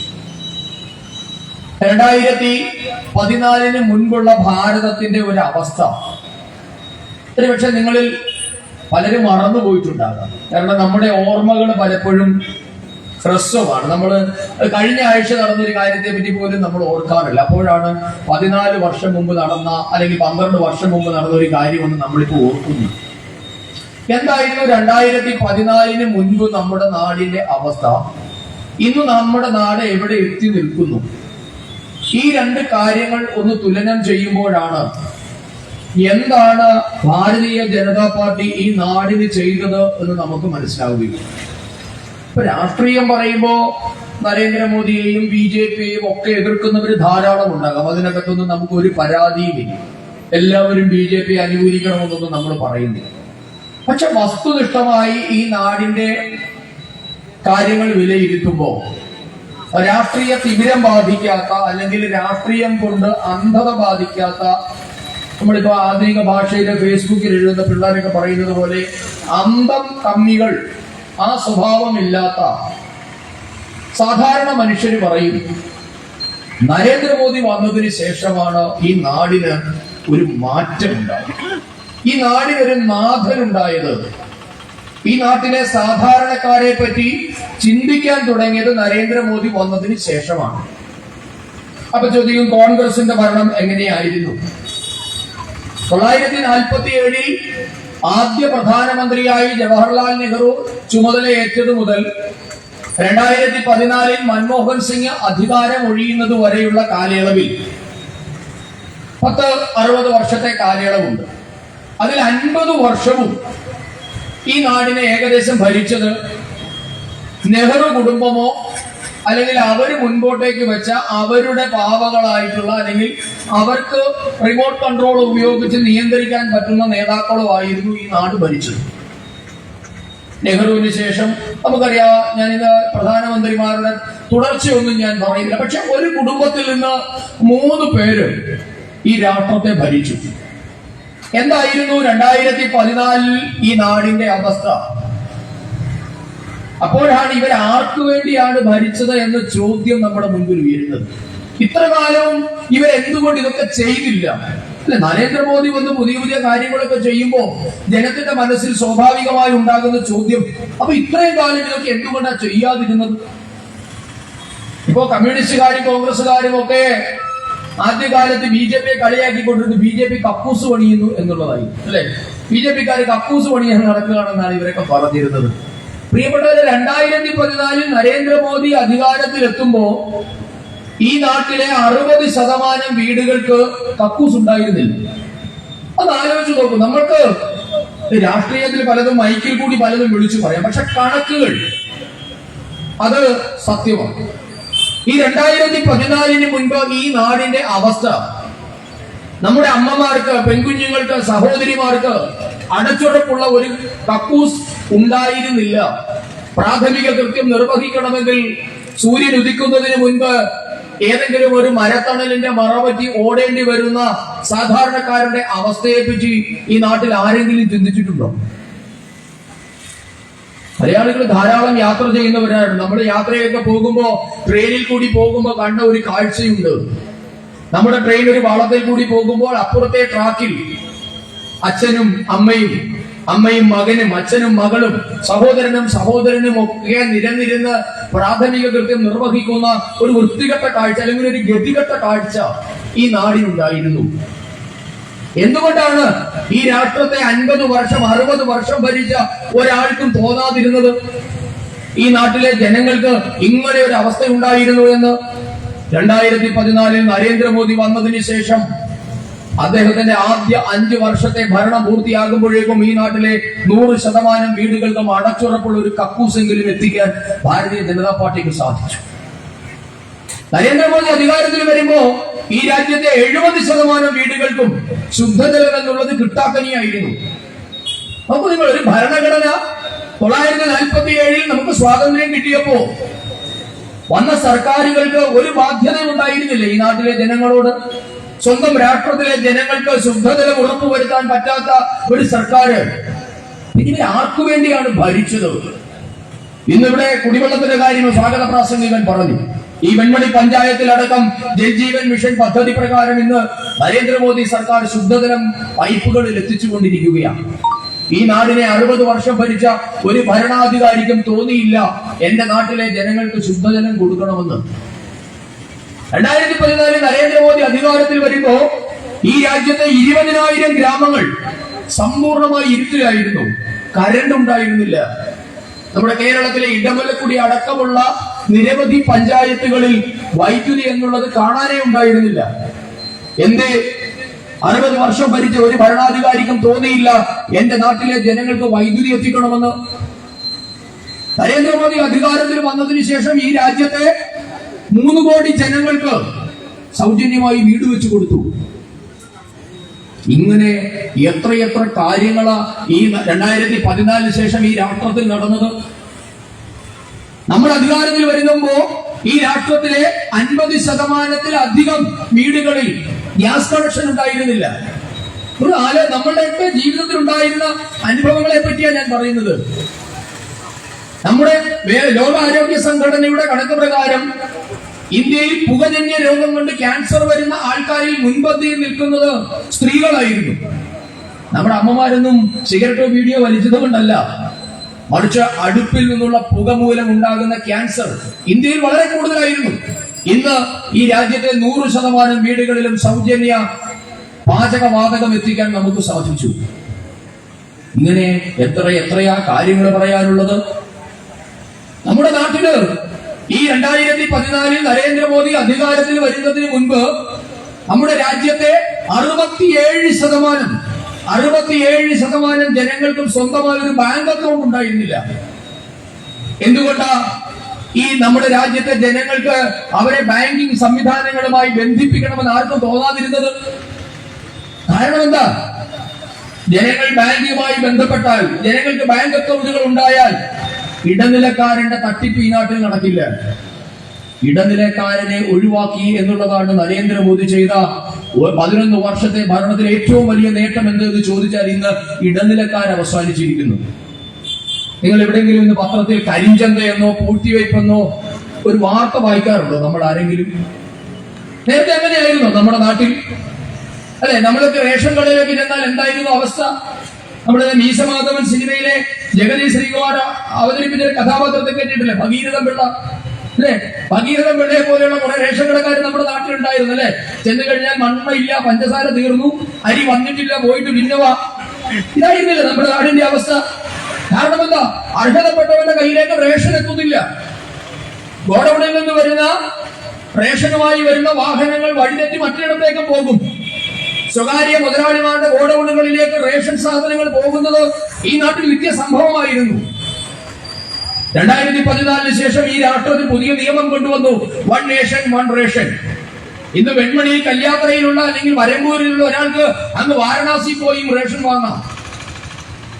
നമ്മളുടെ റേഷൻ കടകളെ ഹൈടെക് ആക്കി കമ്പ്യൂട്ടറൈസ് ചെയ്തു, വരവ് ചെലവ് കണക്കുകൾ കൃത്യമാക്കി. ഇന്ന് ഗോഡൌണിൽ നിന്നും ഒരു വാഹനം സാധനവുമായി ഒരു റേഷൻ കടയിലേക്ക് പോയാൽ അത് കൃത്യമായി മോണിറ്റർ ചെയ്യാനുള്ള സംവിധാനമുണ്ട്. ഓരോ റേഷൻ കാർഡിനും അർഹമായ വിഹിതം കിട്ടുന്നുണ്ട്. ഒരാളും മറിച്ചു വിൽക്കാൻ ഇന്ന് സാധ്യമല്ല.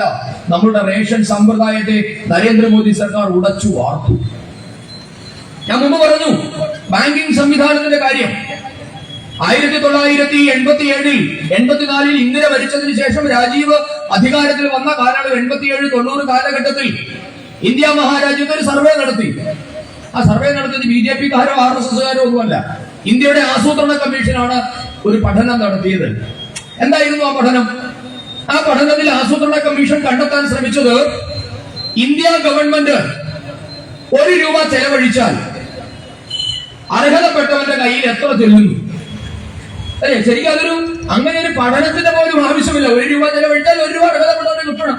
അതാണ് ലോകനീതി അല്ലെ? പക്ഷെ ഇന്ത്യ മഹാരാജ്യത്ത് അങ്ങനെ നടപ്പാകുന്നില്ല. അതുകൊണ്ടാണ് ആസൂത്രണ കമ്മീഷൻ പഠനം നടത്തി. ഇപ്പോ നമ്മുടെ മുൻപിൽ കൂടി പോകുന്ന ഈ റോഡ് പണിയാൻ 100 രൂപ വേണമെന്നിരിക്കട്ടെ. പൊതു ഖജനാവിൽ നിന്നും 100 രൂപ അനുവദിച്ചു. കരാറുകാരന്റെ അക്കൗണ്ടിലേക്ക് 100 രൂപ അല്ലെങ്കിൽ അയാൾക്ക് ചെക്ക് എഴുതിയോ ബില്ല് മാറിയോ 100 രൂപ കിട്ടിയാൽ എത്ര രൂപയുടെ പണി ഇവിടെ നടന്നിട്ടുണ്ടാകും? ഇതായിരുന്നു ആസൂത്രണ കമ്മീഷൻ കണ്ടെത്താൻ ശ്രമിച്ചത്. നിങ്ങൾക്ക് ഇന്ന് പറഞ്ഞാൽ ഒരു പക്ഷേ അത്ഭുതമെന്ന് നമ്മൾ വിശ്വസിക്കാൻ പറ്റാത്ത തരത്തിലുള്ള വലിയൊരു ഞെട്ടിക്കുന്ന കണക്കായിരുന്നു പുറത്തു വന്നത്. ഇന്ത്യ മഹാരാജ്യം ഈ നാട്ടിലെ സാധാരണ മനുഷ്യന് വേണ്ടി 1 രൂപ ചെലവഴിക്കുമ്പോ 87 പൈസയും ഇടനിലക്കാർ അടിച്ചുകൊണ്ടുപോകുന്നു. നമ്മുടെ നാടിന്റെ അവസ്ഥയായിരുന്നു. നിങ്ങൾ ചിന്തിക്കാൻ പറ്റുമായിരുന്നോ? 1 രൂപ ഇന്ത്യയുടെ ഖജനാവിൽ നിന്നും ചെലവഴിക്കുമ്പോ അതിൽ ഇത് BJPക്കാരുടെ കണക്കല്ല കേട്ടോ. എന്നെ കേൾക്കുന്ന കോൺഗ്രസുകാരോ കമ്മ്യൂണിസ്റ്റുകാരോ ഉണ്ടെങ്കിൽ ആർക്കും പരിശോധിക്കാവുന്ന കണക്കാണ്. ഇന്ത്യയുടെ ആസൂത്രണ കമ്മീഷൻ 87 നടത്തിയ പഠനത്തിന്റെ റിപ്പോർട്ടാണിത്. 87% ഓഫ് മണി ഇടനിലക്കാരും കരാറുകാരനും മന്ത്രിമാരും രാഷ്ട്രീയക്കാരും ഉദ്യോഗസ്ഥന്മാരും അടങ്ങുന്ന വലിയൊരു മാഫിയ തട്ടിക്കൊണ്ടുപോകുന്നു. രാഷ്ട്ര പുനർനിർമ്മാണം അല്ലെങ്കിൽ രാഷ്ട്രത്തിന്റെ വികസനം എന്നുള്ളത് കേവലം 17%. 83%. കേവലം 17% ഇന്ത്യ മഹാരാജ്യത്ത് വികസന പ്രവർത്തനം നടത്തിയത് എന്ന ഞെട്ടിക്കുന്ന കണക്കുണ്ടായിരുന്നു. ഇന്ന് 2014 ശേഷം ഇന്ത്യ മഹാരാജ്യത്ത് അങ്ങനെ ഒരു കണക്കുണ്ടോ? ഇന്ത്യ ഗവൺമെന്റിന്റെ ഏതെങ്കിലും ഒരു സ്കീം വഴിയുള്ള ധനം ഏതെങ്കിലും ഇടനിലക്കാരൻ വഴി എവിടേക്കെങ്കിലും പോകുന്നുണ്ടോ? ഇനി നമുക്ക് കിസാൻ സമ്മാൻ നിധി നമുക്ക് ഇവിടെ ഇരിക്കുന്ന പലർക്കും കിട്ടുന്നുണ്ടല്ലേ? കിസാൻ സമ്മാൻ നിധി പ്രതിവർഷം 6000 രൂപ നിങ്ങളുടെ അക്കൗണ്ടുകളിലേക്ക് നേരിട്ട് വരികയാണ്. പ്രധാനമന്ത്രി ദില്ലിയിൽ കിസാൻ സമ്മാൻ നിധിയുടെ ഏറ്റവും അവസാനത്തെ ഗഡു റിലീസ് ചെയ്തു എന്ന് പ്രഖ്യാപിച്ച് 2 മണിക്കൂറിനുള്ളിൽ നിങ്ങളുടെ എല്ലാം അക്കൗണ്ടിൽ പൈസ മുറിയാതെ 2000 രൂപ വീതം എത്തിയിട്ടുണ്ട്. ഒരു BJPക്കാരനും എവിടെയും കമ്മീഷൻ ചോദിച്ച് നിങ്ങളുടെ ഒന്നും വീട്ടിൽ വന്നിട്ടുണ്ടോ? കേന്ദ്ര സർക്കാരിൽ നിന്ന് കിട്ടിയ 6000 രൂപയുടെ വിഹിതം പറ്റി ഏതെങ്കിലും BJPക്കാരൻ നിങ്ങളുടെ വീട്ടിൽ വന്നിട്ടുണ്ടോ? ഏതെങ്കിലും ഒരു ഇടനിലക്കാരൻ വന്നിട്ടുണ്ടോ? അതാണ് ഭാരതീയ ജനതാ പാർട്ടി നിർമ്മിക്കുന്ന പുതിയ കേരളം. നേരെ മറിച്ചിവിടെ കേരള സർക്കാർ ചില പെൻഷനൊക്കെ കൊടുക്കുന്നുണ്ടല്ലോ. വാർദ്ധക്യം, വിധവ, വികലാംഗൻ എന്നൊക്കെ പറഞ്ഞിട്ട് വാഗ്ദാനമയോട് കിട്ടാറില്ല. പക്ഷേ 3-4 വർഷം കൂടിയിരിക്കുമ്പോൾ ഒരു ഗഡു അനുവദിച്ചാൽ പിറ്റേ ദിവസം കുട്ടി സഖാവ് വീട്ടിലെത്തും അല്ലേ? ഏറ്റവും ചുരുങ്ങിയ ഡിമാൻഡ് എന്താ? ദേശാഭിമാനിയെങ്കിലും എടുക്കണം. വികലാംഗ പെൻഷൻ കിട്ടിയവരോടാണ് വന്ന് ദേശാഭിമാനിയുടെ വരിസംഖ്യ ചോദിക്കുന്ന കമ്മീഷൻ ഏജന്റുമാരെന്തായാലും ഭാരതീയ ജനതാ പാർട്ടിയിലില്ല. ഞങ്ങൾ പറഞ്ഞ കാര്യങ്ങൾ അവരുടെ അക്കൗണ്ടുകളിലേക്ക് എത്തിയിട്ടുണ്ട്. പ്രിയപ്പെട്ടവരെ, നരേന്ദ്രമോദി വന്നതിന് ശേഷം ഈ രാജ്യത്തെ 100% ജനങ്ങളെയും ബാങ്കിംഗ് സംവിധാനങ്ങളുമായി ബന്ധപ്പെടുത്തി. നേരത്തെ നിങ്ങൾക്കറിയുമോ ഇവിടെ ബാങ്ക് അക്കൗണ്ട് ഉള്ള പഴയ ആൾക്കാരുണ്ട്. ഒരു 15 വർഷത്തിന് മുമ്പ് എന്തായിരുന്നു ഒരു ബാങ്ക് അക്കൗണ്ട് തുടങ്ങാനുള്ള പ്രോസസ് എന്തായിരുന്നു, പ്രൊസീജിയർ എന്തായിരുന്നു? നിങ്ങൾ ഏതെങ്കിലും ഒരു ബാങ്കിലേക്ക് വന്നാൽ നിങ്ങൾക്ക് ബാങ്ക് അക്കൗണ്ട് തരുമായിരുന്നോ? എങ്ങനെയായിരുന്നു? ആ ബാങ്കിൽ അക്കൗണ്ട് ഉള്ള ആരെങ്കിലും ഒരാൾ നമ്മളെ ശുപാർശ ചെയ്യണമായിരുന്നു അല്ലേ? നോക്കൂ, ഈ രാജ്യത്ത്, നമ്മൾ ജീവിക്കുന്ന രാജ്യത്ത് നമ്മുടെ ബാങ്കിൽ നമുക്കൊരു അക്കൗണ്ട് തുടങ്ങണമെങ്കിൽ മറ്റൊരാളുടെ ശുപാർശ വേണമായിരുന്നു. ഇതെന്തിനു വേണ്ടിയിട്ടായിരുന്നു? ഇങ്ങനെയുള്ള കമ്മീഷൻ ഏജന്റുമാരെ, ഇടനിലക്കാരെ, ജനങ്ങളെയും സർക്കാരിനെയും തമ്മിൽ അകറ്റി നിർത്തുന്ന വലിയൊരു ഇരുമ്പ് മതിൽ ജനങ്ങൾക്കും സർക്കാരിനും ഇടയിൽ ഉണ്ടായിരുന്നു. ഇന്ന് നരേന്ദ്രമോദി വന്നതിന് ശേഷം അങ്ങനെ ഒരു സമ്പ്രദായമേ ഉടച്ചു വാർത്തു. ഇന്ന് ജനങ്ങളും സർക്കാരും തമ്മിലാണ് നേരിട്ടാണ് ബന്ധം. പ്രിയപ്പെട്ടവരെ, 2014 മോദി അധികാരത്തിൽ വരുമ്പോ ഈ രാഷ്ട്രം എന്നുള്ളത് ഇനി ഒരിക്കലും രക്ഷപ്പെടാൻ പോകുന്നില്ല. ലോകത്തിലെ ഏറ്റവും അഴിമതി നിറഞ്ഞ രാഷ്ട്രം. നമ്മുടെ പഴയ ഉപരാഷ്ട്രപതി, മുൻ BJP അധ്യക്ഷനൊക്കെ ആയിരുന്ന ശ്രീമാൻ വെങ്കയ്യ നായിഡു, അദ്ദേഹം വളരെ കൃത്യമായി പറഞ്ഞു, മൻമോഹൻ സിംഗ് സർക്കാരിനെ പറ്റി അദ്ദേഹത്തിന്റെ ഒരു വിലയിരുത്തലുണ്ട്. ഭൂമി സാധാരണ അഴിമതി നടക്കുന്ന ഭൂമിയിലാണ് അല്ലെ? പക്ഷേ മൻമോഹൻ സിംഗ് സർക്കാരിന്റെ അഴിമതി ഭൂമിയിൽ മാത്രമല്ല, ആകാശത്തും പാതാളത്തിലും വരെ അഴിമതി നടത്തിയ സർക്കാരായിരുന്നു മൻമോഹൻ സിംഗിന്റേത്. ഭൂമി ഒഴിച്ചെടുക്കുന്ന കൽക്കരി കുംഭകോണം 1,75,000 കോടി രൂപയാണ് ഒറ്റ ഇടപാടിൽ അടിച്ചു മാറ്റിയത്. നിങ്ങൾക്ക് ആ തുകയുടെ വലിപ്പം ഒന്ന് ചിന്തിക്കാൻ പറ്റുമോ? 1,75,000 കോടി എന്ന് പറഞ്ഞ ഒരു വെള്ള പേപ്പർ എടുത്ത് എഴുതി നോക്കണം. 1,75,000 കോടി എന്നുള്ളത് എത്ര പേർക്ക് ശരിയായി എഴുതാൻ പറ്റുമെന്ന് എനിക്ക് സംശയം. എനിക്ക് പറ്റില്ല, ഞാൻ എഴുതിയാൽ തെറ്റിപ്പോകും. ഒറ്റ ഇടപാടിലെ അഴിമതിയാണ്. 1,75,000 കോടി രൂപയുടെ കൽക്കരി കുംഭകോണം നടത്തി. 2G സ്പെക്ട്രം ഇടപാട്. ഇപ്പൊ നമുക്ക് മൊബൈൽ ഫോൺ ഉപയോഗിക്കുന്നുണ്ട് അല്ലെ? നമ്മുടെയൊക്കെ ഫോണിൽ ഇപ്പൊ എത്ര G ഉപയോഗിക്കുന്നത്? ഏത് G ഉപയോഗിക്കുന്നത്? 5G അല്ലേ? നിങ്ങളൊക്കെ 5G ഫോണാണ് ഉപയോഗിക്കുന്നത്. മൻമോഹൻ സിംഗ് ഭരിക്കുമ്പോഴാണ് ഇന്ത്യയുടെ ടെലികോം രംഗം 1ാം തലമുറ സ്പെക്ട്രത്തിൽ നിന്നും 2ാം തലമുറയിൽ, അത് 1Gയിൽ നിന്നും 2Gയിലേക്ക് മാറി. അത് മാറ്റാൻ വേണ്ടി വലിയ ഇടപാടുകളായിരുന്നു. വലിയ ടെലികോം രംഗത്തെ ഭീമന്മാരൊക്കെ പങ്കെടുത്ത വലിയ ലേലമൊക്കെ നടന്നു. ആ ഒറ്റ ഇടപാടിലെ അഴിമതി 1,74,000 കോടി രൂപയാണ്. കൽക്കരി കുംഭകോണം 1,75,000 കോടിയാണെങ്കിൽ 2G സ്പെക്ട്രം ഇടപാട് 1,74,000 കോടിയുടെ അഴിമതിയാണ്. 1Gയിൽ നിന്നും 2Gയിലേക്ക് ഇന്ത്യയുടെ മൊബൈൽ രംഗം മാറിയപ്പോൾ, അല്ലെങ്കിൽ ടെലികോം രംഗത്തെ മാറ്റിയപ്പോൾ, എ രാജ എന്ന് പറയുന്ന DMKയുടെ മന്ത്രിയും മൻമോഹൻ സിംഗ് കേന്ദ്രത്തിലെ കോൺഗ്രസ് നേതാക്കന്മാരും ചേർന്ന് അടിച്ചു മാറ്റിയത്. പ്രിയപ്പെട്ടവരെ, ഇന്ന് 2Gയിൽ നിന്നും 3Gയിലേക്കും 4Gയിൽ നിന്നും 5G, ഇന്ന് 6G, ലോകത്തിലെ ആദ്യമായി 6G നടപ്പാക്കിയ രാഷ്ട്രം ഇന്ന് ഇന്ത്യയാണ്. ഇന്ത്യയിലെ സെലക്ടഡ് സിറ്റീസിൽ ഇന്ന് 6G ഉണ്ട്. ഇന്ന് ഇന്ത്യയുടെ എല്ലാ ഗ്രാമാന്തരങ്ങളിലും ഏറ്റവും ചുരുങ്ങിയത് 4G കണക്ടിവിറ്റി ഉണ്ട്. നമ്മളെല്ലാം ഇന്ന് 5G കണക്ടിവിറ്റി ഉപയോഗിക്കുന്നു. 1 രൂപയുടെ അഴിമതി നിങ്ങൾ ആരെങ്കിലും കേട്ടോ? എത്ര തലമുറയെ നമ്മൾ മാറ്റി? 1 രൂപയുടെ അഴിമതി നടന്നിട്ടില്ല എന്ന് മാത്രമല്ല, ഇന്ന് ലോകത്തിൽ ഏറ്റവും കുറഞ്ഞ നിരക്കിൽ ഡേറ്റ കിട്ടുന്ന ഒരു രാജ്യം ഇന്ന് ഭാരതമാണ്. നിങ്ങളൊക്കെ ഒരു ദിവസം എത്ര GB ഡേറ്റ ഉപയോഗിക്കുന്നുണ്ടെന്ന് വല്ല ധാരണയുണ്ടോ നിങ്ങൾക്ക് ആർക്കെങ്കിലും?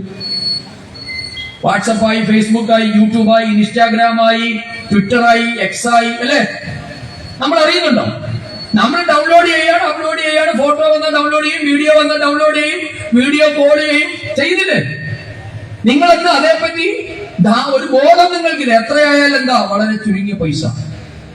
അമേരിക്കയിൽ പോലും ചൈനയിൽ പോലും ഇത്രയും കുറഞ്ഞ ഡേറ്റ നിരക്കുന്നില്ല. ഭാരതത്തിൽ മാത്രമാണ് ഇന്ന് ഏറ്റവും കുറഞ്ഞ ഡേറ്റ നിരക്ക്. ഇതൊന്നും ചുമ്മാതെ ഒരു സുപ്രഭാതത്തിൽ അങ്ങ് മരം പിടിച്ച് കുലിക്കുമ്പോൾ ഉണ്ടായതല്ല. ദീർഘവീക്ഷണത്തോടെ ഈ രാഷ്ട്രത്തെ ഭാരതീയ ജനതാ പാർട്ടി നയിച്ചതിന്റെ പരിണിത ഫലമാണ്. ഇത് നമ്മുടെ മക്കൾ. ഇന്ന് നിങ്ങൾ ആരോടെങ്കിലും ചോദിക്കും എന്താ ജോലി? ഞാൻ IT ആണ് അല്ലെ, എന്താണ് ടെക്നോ പാർക്കിലാണ്, അല്ലെങ്കിൽ ഞാൻ BTech കഴിഞ്ഞിട്ട്. എവിടെയാ വർക്ക് ചെയ്യുന്നത്? വർക്ക് ഫ്രം ഹോമാണ്. പറയത്തില്ലേ? എങ്ങനെയാണ് ഈ വർക്ക് ഫ്രം ഹോം സാധ്യമായത്? ഇന്ത്യയുടെ എല്ലാ ഗ്രാമാന്തരങ്ങളിലും 4G കണക്ടിവിറ്റി ഉണ്ടായി. ഇന്ന് നിങ്ങൾക്ക് ജോലി തേടി ബാംഗ്ലൂരിലോ അമേരിക്കയിലോ സിലിക്കൺ വാലിയിലോ ഗുജറാത്തിലോ UPയിലോ ഒന്നും പോകണ്ട. അവരവരുടെ വീട്ടിൽ ഇരുന്നാൽ ഇന്ന് IT രംഗത്തെ ഏത് ജോലിയും ചെയ്യാൻ പറ്റുന്ന തരത്തിൽ ഇന്ത്യയുടെ ഡേറ്റ കണക്ടിവിറ്റിയെ നരേന്ദ്രമോദി സർക്കാർ മാറ്റിയെടുത്തു. ഇതാണ് BJP നിർമ്മിക്കുന്ന പുതിയ ഭാരതം. 2014 മുമ്പിൽ ആയിരുന്നില്ല അവസ്ഥ. എല്ലായിടത്തും അഴിമതിയാണ്. ഞാൻ പറഞ്ഞത് ഒറ്റ ഇടപാടിന്റെ കാര്യമാണ് പറഞ്ഞത്. ഇങ്ങനെ ആദർശ ഫ്ലാറ്റ് കുംഭകോണം കോൺഗ്രസുകാരനായിരുന്ന AK ആന്റണി പ്രതിരോധ മന്ത്രിയായിരുന്ന സമയത്ത് നടന്നതാണ്. മഹാരാഷ്ട്രയിലെ നാവികസേനയുടെ ഉദ്യോഗസ്ഥന്മാരുടെ ഭാര്യമാർക്കും അവരുടെ കുടുംബാംഗങ്ങൾക്ക് താമസിക്കാൻ വേണ്ടി പണിത ആദർശ ഫ്ലാറ്റിൽ കോടികളുടെ കുംഭകോണം, ട്രക്ട് അഴിമതി ഇടപാട് തുടങ്ങി എല്ലാ മേഖലയിലും അഴിമതിയായിരുന്നു. 2014 നരേന്ദ്രമോദി വന്നപ്പോൾ പ്രഖ്യാപിച്ചു, ഞാൻ ഈ രാഷ്ട്രത്തിന്റെ കാവൽക്കാരനാണ്. ഈ രാഷ്ട്രത്തിന്റെ സ്വത്ത് ഒരാളും ഞാൻ മോഷ്ടിക്കില്ല എന്ന് മാത്രമല്ല, ഒരാളെയും മോഷ്ടിക്കാൻ അനുവദിക്കുകയും ചെയ്യില്ല എന്ന് പ്രഖ്യാപിച്ചു. പ്രിയപ്പെട്ടവരെ, 12ാം വർഷത്തിലേക്ക് മോദിയുടെ ഭരണം കടക്കുകയാണ്. നമ്മുടെ രാജ്യത്ത് എത്രയാ പ്രതിപക്ഷ പാർട്ടികൾ, എത്രയാ ചാനലുകളും മാധ്യമങ്ങളും, അല്ലെ? 900 ചാനലുണ്ട് ഈ നാട്ടിൽ. എണ്ണിയാലൊടുങ്ങാത്ത തരത്തിലുള്ള മാധ്യമങ്ങളുള്ള ഒരു നാട്ടിൽ ഒരാൾക്ക് നരേന്ദ്രമോദിക്കെതിരെ വേണ്ട, മോദി മന്ത്രിസഭയിലെ ഏതെങ്കിലും ഒരു മന്ത്രിക്കെതിരെ ഒരു ആരോപണം ഉന്നയിക്കാൻ, പിന്നല്ലേ തെളിയിക്കുന്നത്, ഒരു ഉണ്ടയില്ല വെടി പോലെ ഒരു ആരോപണം ഉന്നയിക്കാൻ പോലും നാളിതുവരെ സാധിച്ചിട്ടില്ല എന്നിടത്താണ് ഭാരതീയ ജനതാ പാർട്ടി മുൻപോട്ടേക്ക് വെക്കുന്ന രാഷ്ട്രമാദ്യം എന്ന സങ്കല്പം സാർത്ഥകമാകുന്നത്. നമുക്ക് രാഷ്ട്രമാണ് പ്രധാനം. ഭാരതീയ ജനതാ പാർട്ടി ഭരിക്കുന്നതൊന്നും ഞങ്ങളുടെ നേതാക്കന്മാർക്കോ ഞങ്ങളുടെ കുടുംബാംഗങ്ങൾക്കോ ഞങ്ങൾക്കോ വേണ്ടി മാത്രമല്ല. ഈ രാഷ്ട്രത്തിലെ 145 കോടി ജനങ്ങളുടെയും ഭാവി ശ്രേയസ്കരമാക്കുന്നതിന് വേണ്ടിയാണ് ഭാരതീയ ജനതാ പാർട്ടി ഈ നാട് ഭരിക്കുന്നത്. അതുകൊണ്ടാണ് മോദി 2014 അധികാരമേറ്റെടുക്കുമ്പോ ഈ രാഷ്ട്രത്തിന്റെ സമ്പദ് വ്യവസ്ഥ എന്നുള്ളത് ലോകത്തിലെ ഏറ്റവും ദുർബലമായ 10 രാഷ്ട്രങ്ങളിൽ ഒരെണ്ണമായിരുന്നു ഇന്ത്യ. ഇന്ത്യയുടെ ഏറ്റവും ദുർബലമായ സാമ്പത്തിക രംഗമായിരുന്നു. ആദ്യത്തെ 10 രാഷ്ട്രങ്ങൾ എടുത്താൽ ഫ്രജൈൽ ഇക്കോണമി എന്നാണ് അതിന് വലിയ സാമ്പത്തിക വിദഗ്ധന്മാർ കൊടുത്ത പേര്. ഫ്രജൈൽ എന്ന് പറഞ്ഞാൽ ഏത് നിമിഷവും പൊട്ടിപ്പോകാവുന്നത്. നിങ്ങൾ കണ്ടിട്ടില്ലേ? ഫ്രജൈൽ എന്ന് പറഞ്ഞാൽ എന്താ?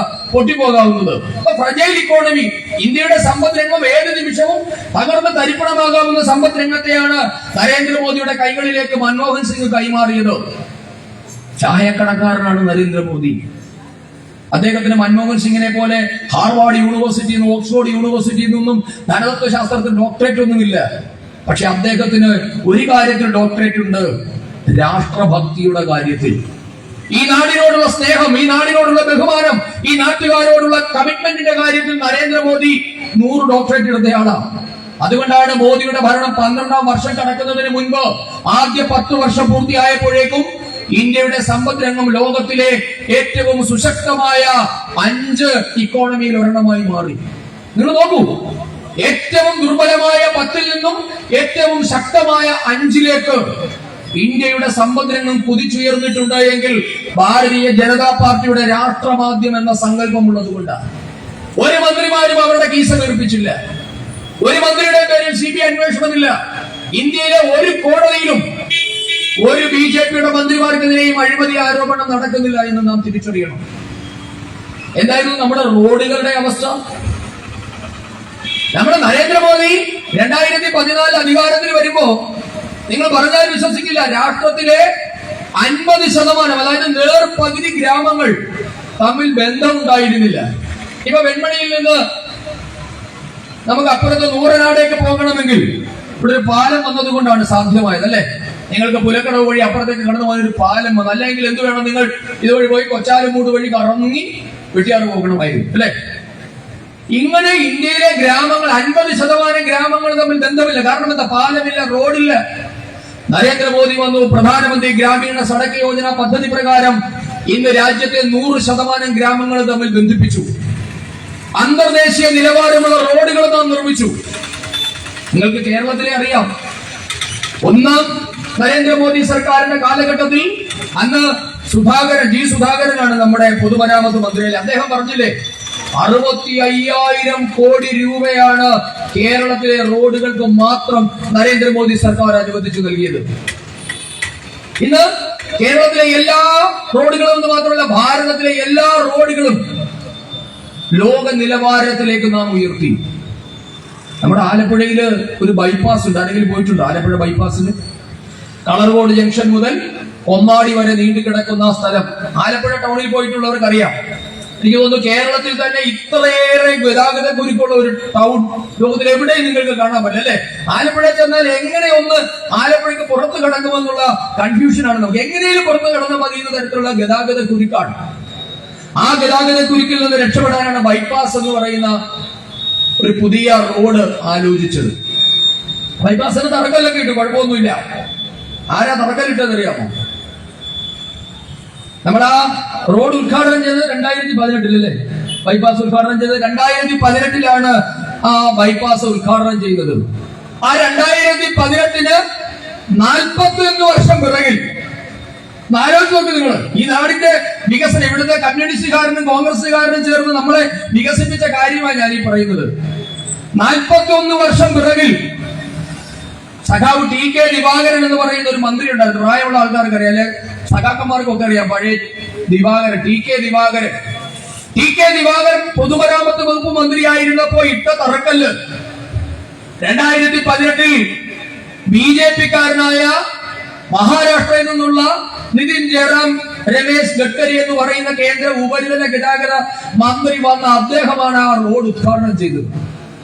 ഇവിടെ ആലോചിച്ച് നോക്കൂ, 41 വർഷം. വലിയ മാന്യന്മാരല്ലേ? എന്താ പറയുന്നത്? നമ്മളെയൊക്കെ ഭരിച്ചു ഭരിച്ചാൽ 1-ാം നമ്പർ ആക്കിയെന്ന് അവകാശപ്പെടുന്ന മാന്യന്മാരുടെ കഥയാണ്. 41 ഈ തറക്ക ടി.കെ. ദിവാകരൻ തറക്കല്ലിട്ടതിനു ശേഷം ആലപ്പുഴയിൽ നിന്ന് 2 മുഖ്യമന്ത്രിമാരുണ്ടായി. ആലപ്പുഴ സ്വന്തം ചേർത്തലയിൽ നിന്നും അറക്കപ്പറമ്പിൽ കുര്യൻ ആന്റണിയും, തൊട്ടപ്പുറത്ത് പുന്നപ്പുറയിൽ നിന്നും വേലിക്കകത്ത് ശങ്കരൻ അച്യുതാനന്ദൻ എന്ന് പറയുന്ന 2 മുഖ്യമന്ത്രിമാർ ആലപ്പുഴ ജില്ലയിൽ നിന്നുണ്ടായി. ഈ ബൈപ്പാസിന്റെ വെളിപ്പാട് അകലെയാണ്. എന്താ 2 മാന്യന്മാരും ചെയ്തത്? മൻമോഹൻ സിംഗിന്റെ മന്ത്രിസഭയിൽ 8 കേന്ദ്രമന്ത്രിമാരുണ്ടായിരുന്നു. 8 പേര്, ഒന്നിൻ്റെല്ല. ആലപ്പുഴ ജില്ലയിൽ നിന്ന് 4 പേർ. നമ്മൾ ഇവിടുന്ന് ഒരാളെ പാർലമെന്റിലേക്ക് വിട്ടിട്ടുണ്ട്, ഒരു മാന്യനെ. ഞാൻ പേരൊന്നും പറയുന്നില്ല. അദ്ദേഹം അടക്കം കെ.സി. വേണുഗോപാലും നമ്മുടെ എം.പി. കൊടിക്കുന്നിൽ സുരേഷും വയലാർ രവിയും എ.കെ. ആന്റണിയും അടക്കമുള്ള 4 കേന്ദ്രമന്ത്രിമാർ ഈ ജില്ലയിൽ നിന്നും ഉണ്ടായി. ഒരു കല്ലെടുത്തു വെക്കാൻ ടി.കെ. ദിവാകരന്റെ തറക്കല്ലിന്റെ മേൽ രണ്ടാമതൊരു കല്ല് വെക്കാൻ ഇവർക്ക് ആർക്കെങ്കിലും പറ്റിയോ? ഇവിടുത്തെ കമ്മ്യൂണിസ്റ്റുകാരുടെ പിന്തുണയോട് കൂടിയല്ലേ ഇവരൊക്കെ ഭരിച്ചത് മൻമോഹൻ സിംഗിന്റെ ഭരണകാലം. അവസാനം 2014 നരേന്ദ്രമോദി വേണ്ടി വന്നു അതിന് ശാപമോക്ഷം കിട്ടാൻ. 42 വർഷത്തെ കാത്തിരിപ്പിന് ശേഷം നരേന്ദ്രമോദി നൽകിയ പണം ഉപയോഗിച്ചുകൊണ്ട് നിതിൻ ഗഡ്കരി അത് ഉദ്ഘാടനം ചെയ്തു. ഇതേ അവസ്ഥയാണ് തൊട്ടപ്പുറത്തെ കൊല്ലം ബൈപ്പാസിന്. 41 വർഷമാണ് ആ ബൈപ്പാസും വെറുതെ കിടന്നത്. ഞാൻ പറഞ്ഞു വന്നത് ഇതാണ് ഇടതുപക്ഷവും വലതുപക്ഷവും ചേർന്നുണ്ടാക്കുന്ന വികസന മോഡൽ. അല്ലെ, നമ്മളെ നന്നാക്കിയ കഥകളാണ് ഇവരെല്ലാം കൂടെ. നിങ്ങൾ വോട്ട് ചെയ്യാൻ പോകുമ്പോൾ ചിന്തിക്കണം, എന്തിനു വേണ്ടിയിട്ടാണ് ഇവർ വോട്ട് വാങ്ങിപ്പോയത്? ആർക്കു വേണ്ടിയിട്ടാണ് ഇവർ ഭരിച്ചത്? ഇതൊക്കെ ചോദിക്കാനുള്ള അവസരമാണ് തെരഞ്ഞെടുപ്പ്. നിങ്ങൾ എല്ലാവരും ബി.ജെ.പിക്കാരാകണമെന്നൊന്നും ഞങ്ങൾ പറയുന്നില്ല. പക്ഷേ അന്തസ്സോടെ നട്ടൽ നിവർത്തി ചോദിക്കണ്ടേ? നമ്മുടെ ആത്മാഭിമാനത്തെയല്ലേ അവർ ചോദ്യം ചെയ്തത്? നാം കൊടുത്ത വോട്ട് വാങ്ങിയല്ലേ ഇവരൊക്കെ നമ്മളെ നേതാക്കന്മാരെ ഞെളിഞ്ഞു നടക്കുന്നില്ലേ? AC കാറിൽ ഇന്നോവ ക്രിസ്റ്റയിലല്ലേ മുഴുവൻ മന്ത്രിയും നേതാക്കന്മാരും നടക്കുന്നത്? നമ്മുടെ പണം ഉപയോഗിച്ചാണ്. എന്താണ് നിങ്ങൾ തിരികെ നൽകിയത്? അതാണ് ചോദ്യം. രാഷ്ട്രീയം എന്തുമാകട്ടെ, ഈ നാടിന് നിങ്ങൾ എന്തു തിരികെ നൽകി എന്നതാണ് ചോദ്യം. ഞാന് ഒരു 1.5 വർഷം 2 വർഷം മുമ്പ് ഗുജറാത്തിൽ പോയി. അപ്പൊ ഗുജറാത്ത് വലിയ വികസനത്തിന്റെ മോഡലൊക്കെയാണ്. അപ്പൊ അവിടെ ഞാൻ ഏകതാ പ്രതിമ കാണാൻ പോയതാണ്. നമ്മുടെ ആരുടെയാ, സർദാർ വല്ലഭായ് പട്ടേലിന്റെ സ്റ്റാച്യു ഓഫ് ലിബർട്ടി കാണാൻ പോയി. അപ്പോ ആ ഏകതാ പ്രതിമ നിൽക്കുന്നത് പോയിട്ടുള്ളവർക്ക് അറിയാം, നർമ്മദാ നദിയുടെ തീരത്താണ് അല്ലെ? സ്റ്റാച്യു ഓഫ് ലിബർട്ടി നിൽക്കുന്നത് നർമ്മദാ നദിയുടെ തീരത്താണ്. ആ നർമ്മദാ നദിയിലാണ് നർമ്മദ അണക്കെട്ടുള്ളത്. നർമ്മദാ സരോവർ ഡാം ഇന്ത്യയിലെ വലിയ പ്രോജക്റ്റ് ആയിരുന്നു നർമ്മദാ സരോവർ ഡാം. അപ്പൊ ഞാൻ ഈ ഏകതാ പ്രതിമയുടെ അവിടെ നിന്നും ഈ ഡാമിന്റെ പരിസര പ്രദേശത്തേക്ക് പോയിട്ട് മുകളിൽ കയറി ഒരു ഉദ്യോഗസ്ഥരോട് പറഞ്ഞ് അദ്ദേഹം എന്നെ കൊണ്ടുപോയി. അപ്പൊ അവിടെ ചെന്നപ്പോ ഞാൻ ഈ പോകുന്നിടത്തൊക്കെ ഈ എന്റെ ഒരു ചരിത്രം തികയാൻ എനിക്ക് ഭയങ്കര ഇഷ്ടമായിട്ട് ഞാൻ പോയി അതിന്റെ ശിലാഫലകം നോക്കി. നമ്മളെ കണ്ടിട്ട് എല്ലാ പ്രൊജക്ടും കഴിയുമ്പോൾ ഒരു ശിലാഫലകം. അപ്പൊ അതിൽ നോക്കിയപ്പോ എഴുതി വെച്ചിരിക്കുന്നു inaugurated by Shri Narendra Modi, chief minister of Gujarat. എനിക്ക് വർഷം കൃത്യമായി ഓർമ്മയില്ല. 2002 2006 എന്തോ ആണ്, അത് 2010 എന്നൊരു സംശയമുണ്ട്. ഇനാഗുറേറ്റഡ് ബൈ, എന്തായാലും ഉദ്ഘാടനം നരേന്ദ്രമോദിയാണ്, ഗുജറാത്ത് മുഖ്യമന്ത്രി. അതിന് തൊട്ടപ്പുറത്ത് മറ്റൊരു തറക്കല്ലുണ്ട്. ഞാൻ അതിൽ കൂടി നോക്കി, അതിങ്ങനെ കാട് പിടിച്ചൊക്കെ ആയിരുന്നു, അതൊക്കെ മാറ്റി നോക്കിയപ്പോ അതിലെഴുതിയിരിക്കുന്നു ഫൗണ്ടേഷൻ സ്റ്റോൺ ലേഡ് ബൈ, അതായത് ശിലാസ്ഥാപനം നടത്തിയത് പണ്ഡിറ്റ് ജവഹർലാൽ നെഹ്റു. മനസ്സിലായല്ലേ ഉമാറിന്റെ വികസനത്തിന്റെ സ്പീഡ്? ഇന്ത്യയുടെ ഒന്നാം പ്രധാനമന്ത്രിയായ ജവഹർലാൽ, ആർക്കും പോയി പരിശോധിക്കാം, ഒന്നാം പ്രധാനമന്ത്രിയായ ജവഹർലാൽ നെഹ്റു ഇട്ട തറക്കല്ലിൽ ഉദ്ഘാടനം ചെയ്യാൻ BJP കാരനായ നരേന്ദ്രമോദി വരേണ്ടി വന്നു. അതിന്റെ പേരാണ് നിശ്ചയദാർഢ്യം. കാരണം മോദിക്കോ BJPക്കോ കുടുംബത്തേക്ക് കൊണ്ടുപോകാൻ ഒരു താല്പര്യവും ഇല്ല. ഇവരൊക്കെ ഇത്രയും കാലം വികസിപ്പിച്ചത് സ്വന്തം കുടുംബത്തെ ആയിരുന്നു എന്ന് ഇന്ത്യക്കാര് ഇപ്പോഴാണ് തിരിച്ചറിയുന്നത്. 2014 ശേഷമാണ് യഥാർത്ഥ ഭരണം വന്നപ്പോ, യഥാർത്ഥ ജനാധിപത്യം പുലരാൻ തുടങ്ങിയപ്പോ, അപ്പോഴാണ് ജനം തിരിച്ചറിയുന്നത് ഇത്ര കാലവും നമ്മളെ ഇവർ പറ്റിക്കുകയായിരുന്നല്ലോ എന്ന്. അതുകൊണ്ടാണ് പ്രിയപ്പെട്ടവരെ BJP അധികാരത്തിൽ വരുന്ന സ്ഥലങ്ങളിൽ നിന്നും ജനം പെട്ടെന്ന് BJP ഇറക്കി വിടാത്തത്. അത് ഗുജറാത്തിലായാലും ഉത്തർപ്രദേശിലായാലും രാജസ്ഥാനിലായാലും മധ്യപ്രദേശിലായാലും മഹാരാഷ്ട്രയിലായാലും എവിടെയായാലും ഭാരതീയ ജനതാ പാർട്ടി വന്നതിന് ശേഷമാണ് ജനങ്ങൾ യഥാർത്ഥ വികസനം എന്തോ എന്ന് തിരിച്ചറിഞ്ഞത്. അല്ലാതെ ഇവിടുത്തെ കമ്മ്യൂണിസ്റ്റുകാരൻ ഫേസ്ബുക്കിൽ തള്ളുന്നത് പോലെയുള്ള വികസനമല്ല. ഇവിടുത്തെ പാർട്ടിക്കാരെങ്കിലും എന്നെ കേൾക്കുന്നവരുണ്ടെങ്കിൽ ഒന്ന് കേൾക്കണം, ശ്രദ്ധിക്കുന്നില്ലെങ്കിൽ ഒന്ന് ശ്രദ്ധിക്കണം. ഞാൻ ചില കാര്യങ്ങൾ പറയാം. നമ്മുടെ പിണറായി വിജയൻ അടക്കമുള്ള